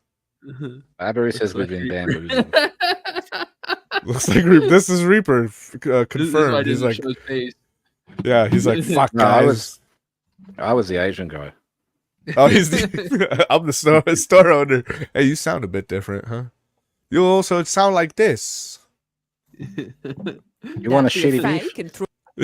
You want a shitty beef? Which turned out to be a fake, and threw it to the floor before a second manoeuvre. And I did my MMA I did my MMA around the head. That's it. Hang on. He could have His broken his fucking iron-tight ankles grip doing only interrupted by police 5 minutes later, who arrested the woman. Store owners Ricky and Audrey thankful for their loyal customer. He is very, very brave. I'm very appreciated. Thank you, Nick. Ricky and Nick have been friends for 6 years, and Ricky says he's grateful for Nick's dramatic intervention after a spate of armed robberies and thefts from the store. This afternoon, Emily Beck faced court And on 8 charges. that was the victim. Wait, that's the girl he pile drive? That's the perpetrator. She's not the victim. She was She's the victim of the pile driver, I'm saying. She's the victim of the pile driver. She's the victim. Can you of imagine being a kid in the 7-Eleven watching that go down? Can you imagine? Look, I grew up in the inner city, and I've seen some freak mess, but I've never seen some dude pile drive abroad in the middle of the daggone 7-Eleven. That's what I'm talking about. Thing I'd ever seen. Australia's wild. Holy crap! So this is the new segment on the pub called "Australia's Wild, Huh?" And this is our first video. Well, so. Gleanis Oh, and he gets his coffee. You can't leave without your 7-Eleven coffee. Love it. That's the greatest thing I've seen all day. I'm glad. That's Australia, man. That is Australia. Aussie. I thought DC was wild. Y'all pile driving people in the 7-Eleven. That is crazy. Holy Moses. Jeez. Oh, boy. Oh, man. Oh, wait. I think we gotta... Where's True Pop in here? Is he? Yeah. He's in the private chat. Yeah, he's Oh, he's been sitting... I didn't see him We've been so busy on the... Sorry, that was an intense Ladies video. And gentlemen. Okay. Justin Bieber. How you going? Yeah. Hey, Pop, how's your week been, mate? Oh, really? That good, huh? Yeah, yeah. I'm not gonna lie. Difficult, but you know. Have you gone to see the Marvels yet? I'm gonna sail the seas to see it and review it on my show. I'm not looking forward to it. I'm gonna have it on like 2x speed. That's a wise choice, my friend. Let Captain Jack Sparrow deliver that to you, my friend. He's a fucking good man. He's a very good man. He's a hero. I've been sailing with him for 20 years now. Dermy was the only person in the whole country that was excited about watching that movie. Of course he was. It's apparently bad, is from what I hear. You know. Yeah, it's trash. Yeah. But we definitely knew that going in. Mm-hmm. So it might be a contender for the worst one yet, which is like that's difficult to imagine. But and it's the worst one until the next one. Yeah, exactly. Isn't that wild? I've heard some rumor that that the Eternals might actually be worse, but you know, by a small margin. Yo, I've seen Eternals. Captain Jack delivered that to me a few years ago, and that movie was trash. That joke. I don't suppose any of you fine gentlemen caught the Loki series. No, I watched that. Heard about it. Nope, I have not watched a single minute of either of these seasons. Not 1 minute.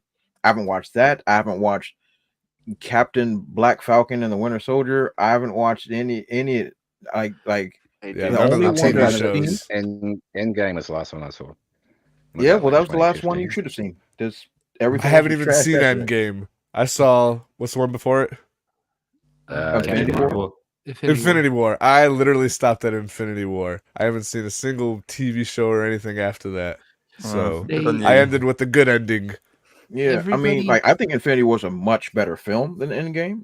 I will definitely go on record and say that. Because of course I'm the idiot with the collection of all the Thanos stuff. So it's like comic book Thanos is way better than movie Thanos, but I still enjoyed Infinity War for what it was, and I enjoyed Endgame for what it was. I thought it was a cheap ending personally, because time travel is cheap. I don't care what anybody says. It's cheap. It's lazy. I don't like it. But as far as like a homage, ironically, when it was done in a cheaper fashion on like Back to the Future, it was done better. Yeah, I mean, but like that because it's a time travel film, which the problem is with the time travel. This joint is they're fixing stuff with the time travel. Yeah, That's unacceptable.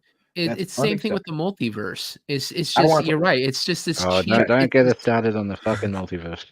It's just this cheap way to fix any fuck up you do. You know, oh, it just it wasn't done here. Except it doesn't fix anything. There's It no just creates new consequence anymore. problems. Yeah. Plot arbor. Yeah. The thing is, like, speaking of the worst Marvel movie that I mentioned, like Mauler over here, I've got a plushie of him. He mentioned on Friday Night Tights. How you doing, Mauler? Gotta have this. Got a plushie. I snuggle him every night. Hi, Mauler. Can you ask him if we can get Star Wars theory on? Maybe. He said that he still thinks Doctor Strange Multiverse of Madness is the worst MCU movie because it does the most damage to characters. And it's who cares about Captain Marvel? You know, maybe it's like a standalone-ish movie, then yeah, maybe Captain Marvel's would be the worst. But I think Doctor Strange kind of taints everything else because it ruins other characters. So in terms of like multiverses. Yeah. Well, at least now we know there's Black Girl magic. So yeah, all new, all different Marvel. Captain Marvel sucked ass, even in the comics. But you know, Carol Danvers, Miss Marvel, man. If they would have just went with that kind of Kenzo. No. You know how much I love Miss Marvel, Carol Danvers. Oh God, that was a character I liked. That was a character. I mean, Dark Reign. It was at Moonstone. Was like now if they put Brie Larson in that outfit, I might actually have. Sure, man. You guys are looking at this all wrong. The only positive contribution Carol Danvers ever made in comics or otherwise was when she was in a coma for 10 fucking years while Rogue had her powers. Beyond that, she's useless. That's true. It's true. And Sam, you make an excellent point because that is a story I would watch on screen. That is the story I would watch. Yeah, Carol Danvers in a coma for 10 years? I'd watch that. Like the whole build-up, and that's how you can get Rogue involved. Like you get like a lot of cool characters you get involved in that story arc. And God, I mean, it's been said so many times, Dre. They had the script already written for them, but they just fucking went off and done their own bullshit. I mean, but doesn't that just boil your piss? I have literally about 80 graphic novels behind me. About 80 of them.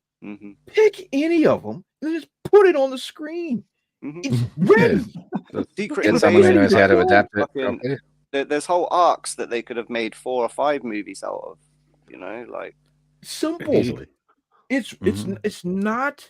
You don't have to make up anything. Just do what, and I'll have to praise DC for this, which is a rare praise. Their animated films have been absolutely tremendous. For the better part of 20 years. For the better part of 20 years. They started getting bad in about 2018, I think. Yeah, give or take. When they started inculcating the New 52 and the Rebirth stuff, that got icky. Well, I loved Justice League Dark. That was really good. I enjoyed that. And I didn't even like the New 52, but I liked that movie. That movie was actually pretty good. But most of it is that they just take the freaking book and they put it on the freaking screen. And it freaking melts. It's tremendous. I think that they had a few issues though, didn't they, with licensing on specific characters that would have been in these arcs. Like the only one off the top of my head in recent years, because a couple years ago, they couldn't even say mutant for the first few films, you know? Yeah. Tony. That dang Marvel. God, I hate Marvel so much, man. God, you made Quicksilver a random whatever. Dang it, man. As I've always said, I'll say it again, I'll say it for 1,000 years. If you can't do it right, don't do it at all. That's all I stood for. But now they've owned 20th Century Fox for about what? Since like 2018 officially. You spent 50 billion, quadrillion, 72 quadrillion billion dollars on 20th Century Fox, and we still ain't got no X-Men movie. You're insane. There's something wrong. It's literally something wrong with people at Marvel. If after Endgame, because pretty much everybody stopped watching Marvel after that, I said, and I quote, now was it 4 years ago? They should take a 5-year hiatus. This is the words I said. Take a 5-year hiatus, build out the X-Men and debut them in 2024. Those are the words I said out of my mouth. They have been burning through cash for 4 consecutive years, stocks plummeting for 4 consecutive years. And look, 2024 is right around the corner. We could have been debuting a Wolverine film, a Storm film. All these other great things could have been right over the horizon right this very second. But no, they're just scrounging for scraps because they destroyed the franchise. What a disaster this has been.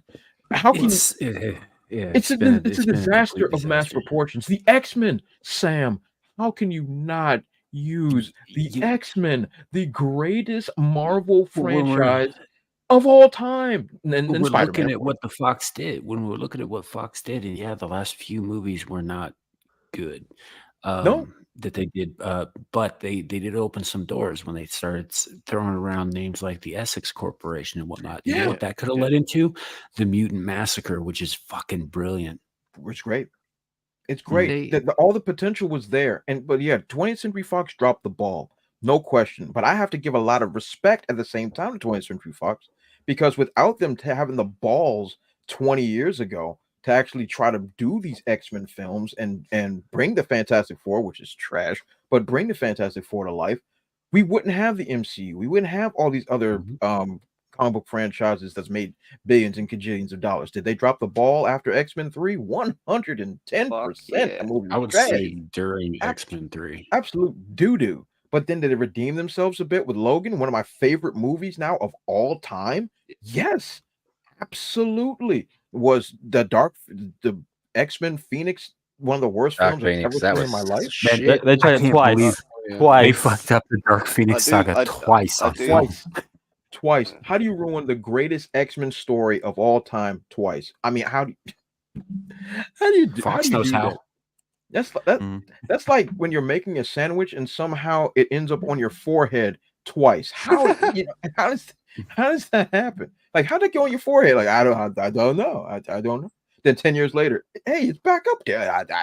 It just happened. I didn't like Apocalypse either. But, no. Yeah, I didn't like that movie either. I didn't like any of the new reboot. Whatever. I like the X-Men First Class universe. Yeah, X-Men Days of the Future Past. Yeah, I like Days of the Future Past. Days of the Future Past is a good movie. Good movie. Outside of Days of Future Past, I didn't like any of the new age. I thought they were all trash. I didn't like the cast. I didn't like the timeline. I didn't like the stories. Apocalypse was wasted. Apocalypse, one of my favorite villains, wasted. I don't even know what he nerfed too. Actually, what's that? Big time. Oh yeah, big time nerf. God, man, like to be honest, Fox dropped the ball on a lot of things, but at the same time, now that Deadpool, they did good, and I'm not even a fan of Deadpool personally. I personally didn't like the character. I didn't like it when they debuted. I never liked Deadpool personally, but what they did with the character was a lot of fun. Even Deadpool 2, which was annoying, but they finally got Juggernaut right, so that was kind of cool. But 20th Century Fox was purchased. If I was Disney, first order of business, I'm stopping all production on everything else. I don't give a toss. X-Men is the first thing on my list. Make a Wolverine movie, make whatever. All literally all the X-Men can be their own franchise. Real talk. They can be their own franchise. And if you want to do that, and then make an X-Men movie, and then you can do offshoot of X-Force, and you could do anything. Uncanny X-Men. You can go so many freaking different directions. And then you can import the Fantastic Four, all this stuff. You will be printing money starting in 2024, but it's too late now. They're about to butcher Secret Wars or something. I don't even want to. Man, what the. And it's gonna have Doctor Doom. Aren't they redoing the X-Men 90s animated? Yeah, they're doing that too. Yeah, X-Men 97. Well, oh my god! It's like you're saying. They kind of had a perfect opportunity with the at the end of the Miss Marvel movie. No, even though no one's gonna watch it, she's flying through the air, whatever, sees a kid, a young girl, flies down to save her. She's about to be hit or something. All of a sudden, you see her, shaking and shit like that. It turns out it's Rogue. And then the very end of the movie, you could see Rogue sitting there. She starts to float as she's, you know, in pain or whatever from absorbing so much energy.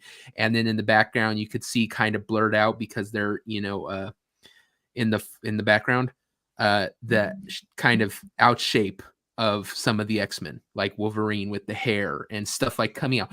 You would have people watch that shit movie just so they could see that as a teaser.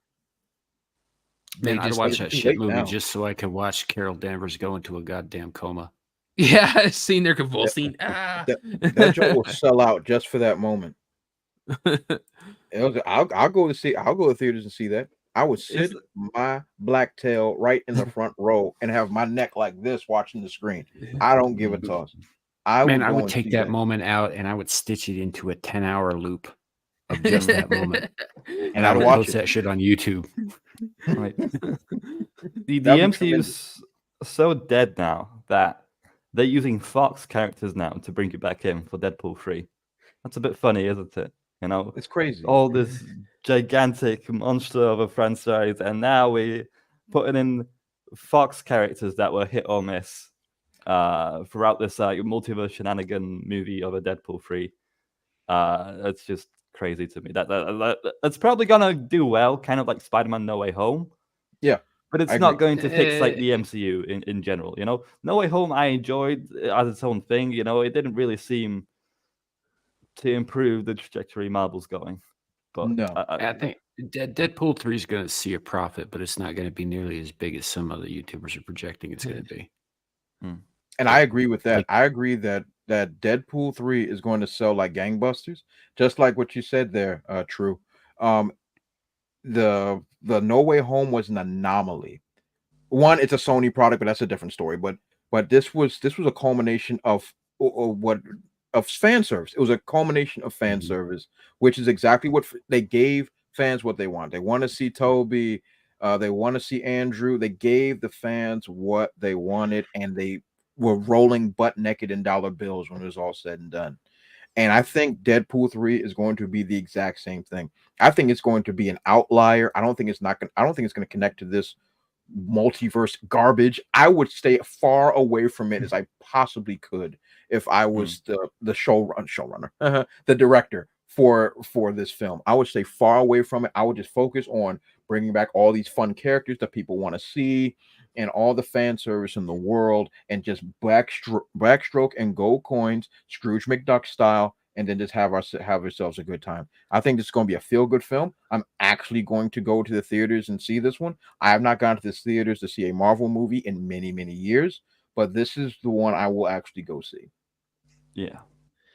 Let me. Right on. I'm going to share this real quick. Okay, and then. Oh yeah, I was about. Because I don't exactly the audio this needed.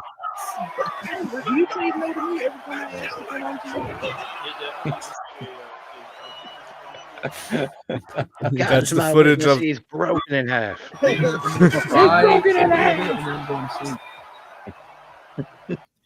That is awesome. That's the footage of that Australian guy. Whooping that broad. Yeah, stopping that broad. Yeah, that was that's live footage. Don't show your DMs. Don't show your DMs. Yeah, I know. It popped up real quick. You've got light mode. I'm not. Oh yeah, Brady Bunch. Let's go. Light mode. I have never watched Brady Bunch. Kenzo with his big tail. Oh my gosh. Me with my luscious locks over there. That's awesome. How'd he get to be Marsha? I got played for a fool. I don't know. If this is a meme for this show, that 3 of them aren't even on, 4 of them aren't even on here. I know. It must be one he recycled because he has green rocks in there. So yeah, like, screw it. I'll throw. Unless he means he's finishing up with the Legion stream tomorrow. We'll have to get all 3 of them on somehow. Dermy's not be too drunk by now. Except Dermy. Except Dermy. Yeah, Dermy. Even if Dermy didn't have his late show, I feel like we're a break from Dermy this show. Yeah, people need a break. he would already be too. You saw how drunk. happy Anna was last week. Yeah. This is a palate cleanser. The shit that the shit taste that Dermy leaves in your mouth. Then you come here and He's you're a like, bit of a problem child, yeah. Them dirty back tacos, man. Yeah, exactly. That's why you join the Power Couch Nation. Fuck them back tacos. No, don't fuck Fight the pickles.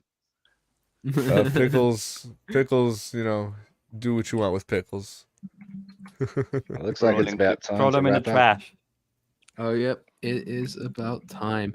One more time before we hit the last call.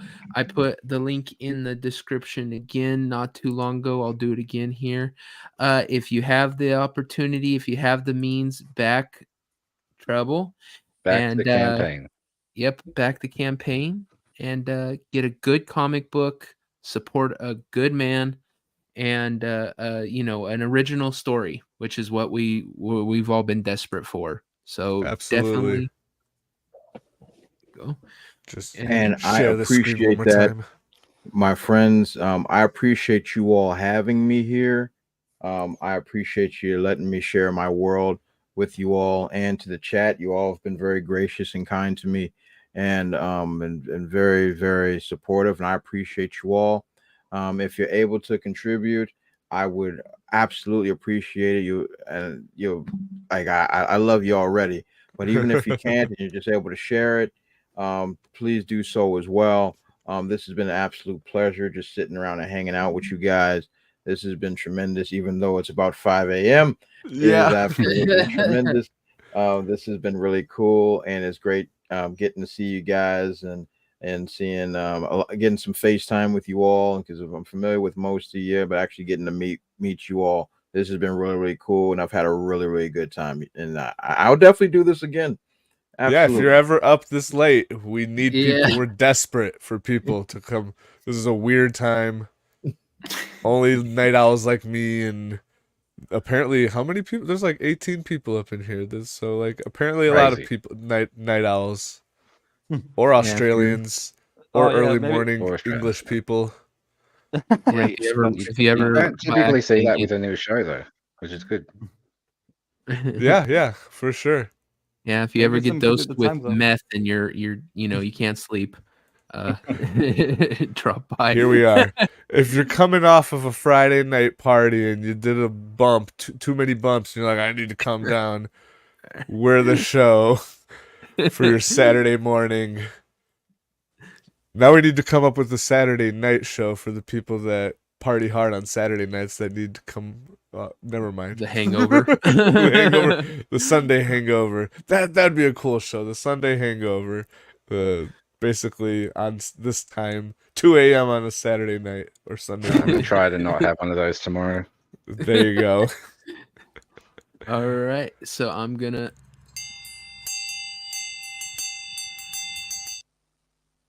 All right, so we're gonna go around the horn. Tell people, you know, where they can find you, where you're gonna be this week, what's coming up. First up, True Pop. What do you got coming up, man?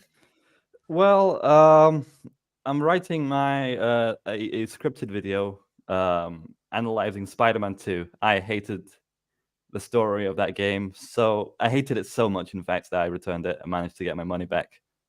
Because screw having a 70-60 quid game on my desk and me not enjoying it, really. And it's just, I don't know, it rubs me the wrong way, so I'm just... Are you okay, mate? Venting my frustrations on Google Docs. And yeah, coming relatively soonish. I'm gonna have a lot of free time on my hands over the next couple of weeks, so I guess I should get productive to some editing, I suppose. So yeah, that video is coming soon on my channel. And yeah, check out my channel as well for my True Pop Culture 7 podcast. I'll be reviewing the Marvels with an inspired reviewer. He's a fun guy. Although he's a Frenchman, he's a fun guy. So check that out as well. Same time as the Legion of Mima stream on Sunday. Right on. Lovely. Well, thanks for joining us, Pop.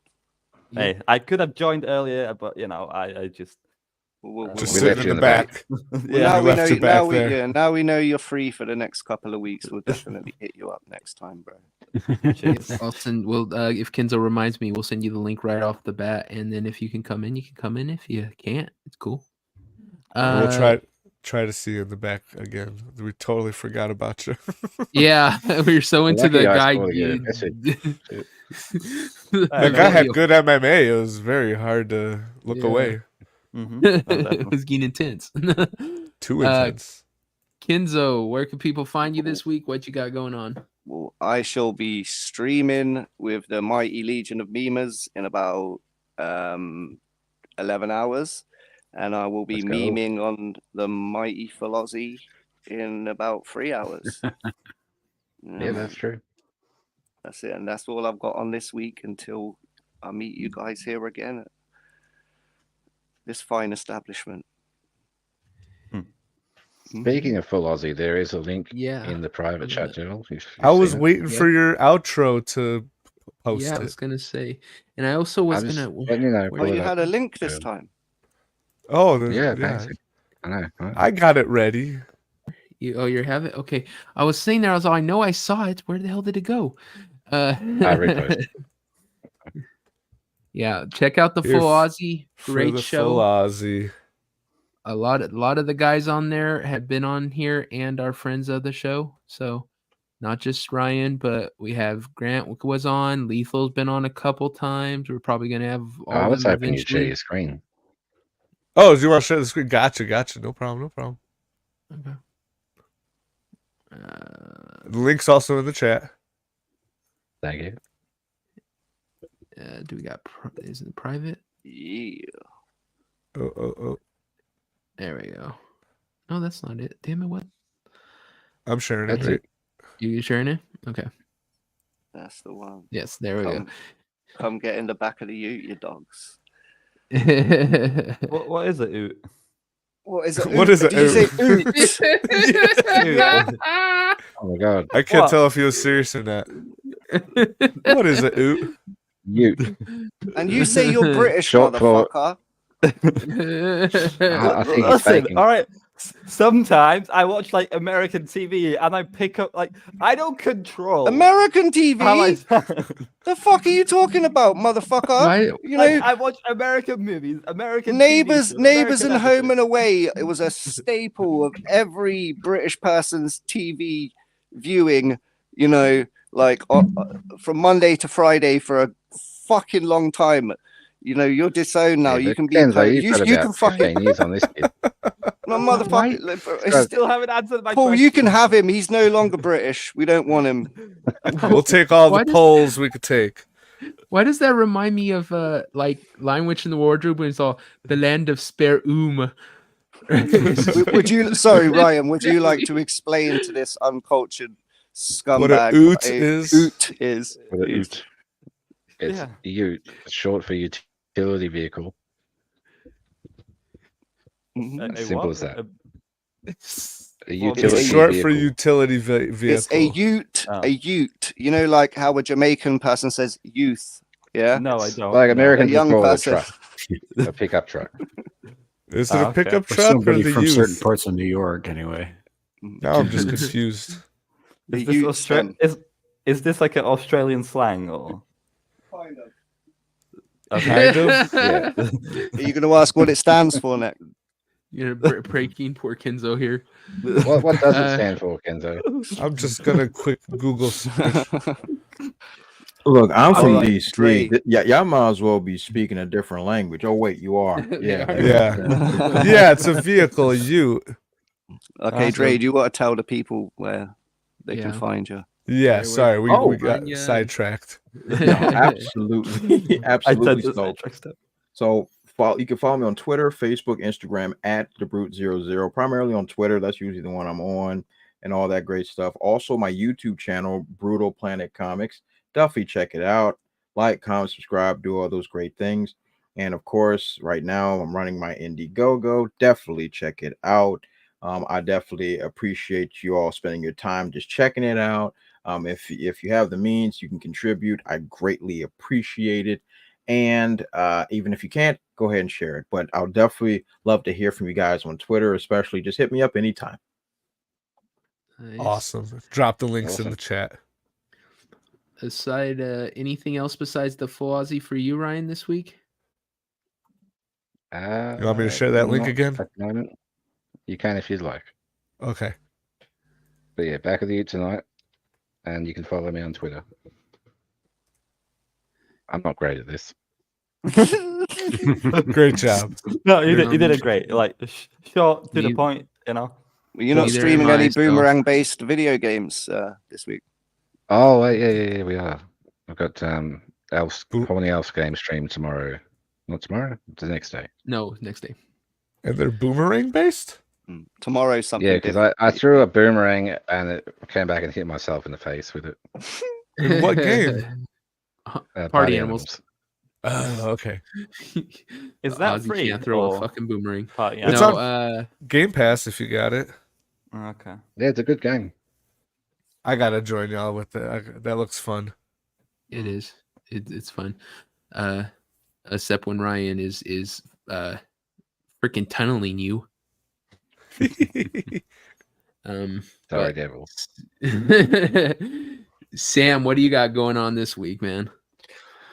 We've got Screaming Into the Void tomorrow on my channel, same name as my name. It's not super creative. And then we've got Star Trek Engage on Sunday.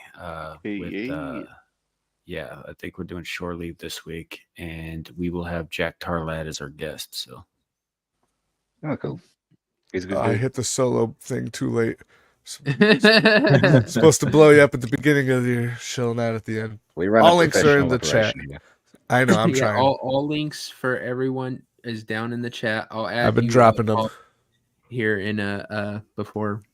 Cheers. Now the 105 episodes, we'll have this shit down. Yeah. Yes. Don't count on us to ever be professional with this. It's always going to be pretty shitty. Paul, what do you got going on this week?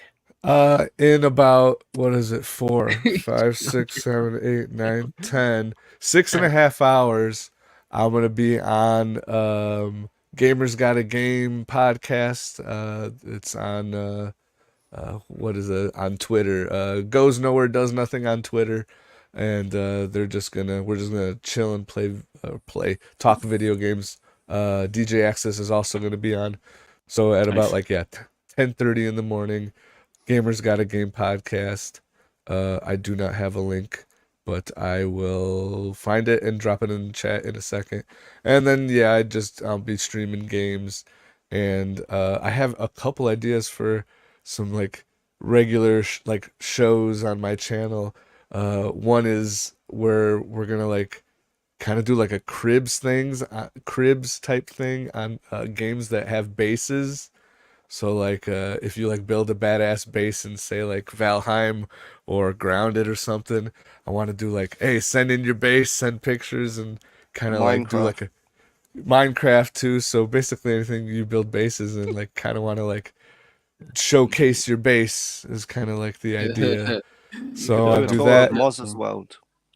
Do a tour of Maz's World.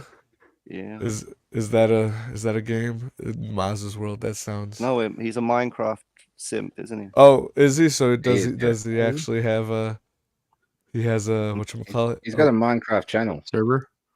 Okay. I'd be interested to see his base. But what else do I got going on? Jam Spot, where I play live with my band.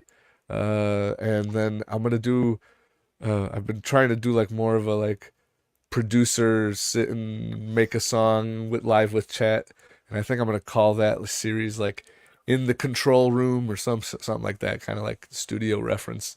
But yeah, a lot of music stuff and gaming stuff on my channel.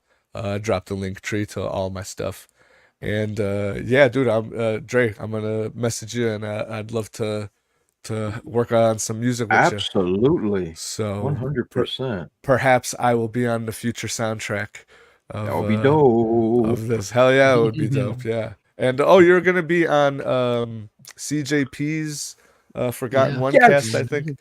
Next Thursday. Next Thursday. Shout out to CJP. Standard Time.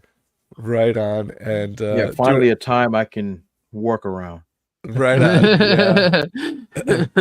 It would be awesome if this soundtrack ended up having a little bit of like, you know, if or maybe CJP could get on the soundtrack. Look, I'm down to collab. Who knows what this joint might turn into? This joint might become the re-up album. Understand what that is from back in the day. So that'd be cool. Yeah. Sky's the limit, my friend. Sky's the limit. For sure. Alrighty, Devil, what you got going on? Yeah. You can follow me on the Twitters. Nalik3. You can check me out on Get Ranked on Sunday, Engaged on Sunday, the Game Stream on Sunday. I got 2 shows tomorrow. You can find me anywhere and everywhere. I do like 11 or 12 shows a week, so if just find somebody's show, you'll find me probably. 11 or 12. Yeah. Devil, what are you doing for Get Ranked the next one? The next one, we are finishing up the game consoles because we had to cut that one short. So we've got the second half of the game consoles. Then after that, I'm thinking about probably doing Thanksgiving dishes, ranking Thanksgiving dishes and what's S tier and what's poop. So only one Thanksgiving dish, turkey. No, you got ham, you got pumpkin pie, pecan pie, you've got mashed potatoes, gravy, stuffing, sweet potatoes, cranberry sauce, green bean casserole, and I thought you said hamburger sauce. Save it for the show. All right. Good stuff. Gal's got some good advice for you too. Gal. I'm looking forward to the Christmas one then. Is this it? Learn to breathe a little devil. Ha ha ha. It's not funny. It's a little funny. We miss you, Gal. All right. Yeah, we miss you. But that is that's in this shit show. Thank you for being on, Dre. Thank you for being on, Sam. Thank you for being on, Pop. Absolutely a pleasure. I would definitely do this again. I had a lot of fun. Cool. This was cool. Awesome. It's good to meet you, Dre. Oh, the pleasure is all mine. Great to meet you, man. Absolutely. And thank you to the guests. Thank you to the chat. Thank you to all you in there talking to us. Thank you to both of our donations in Stream Elements. You guys keep this thing. Yeah. Sorry. Also Justin Bieber. Oh yeah. What? That was Justin Bieber's fans. Sing us out, Justin. Sing us out, Justin. Baby. I could sing. I know a few songs. Oh, bro. No. No more Swift. No more Swift.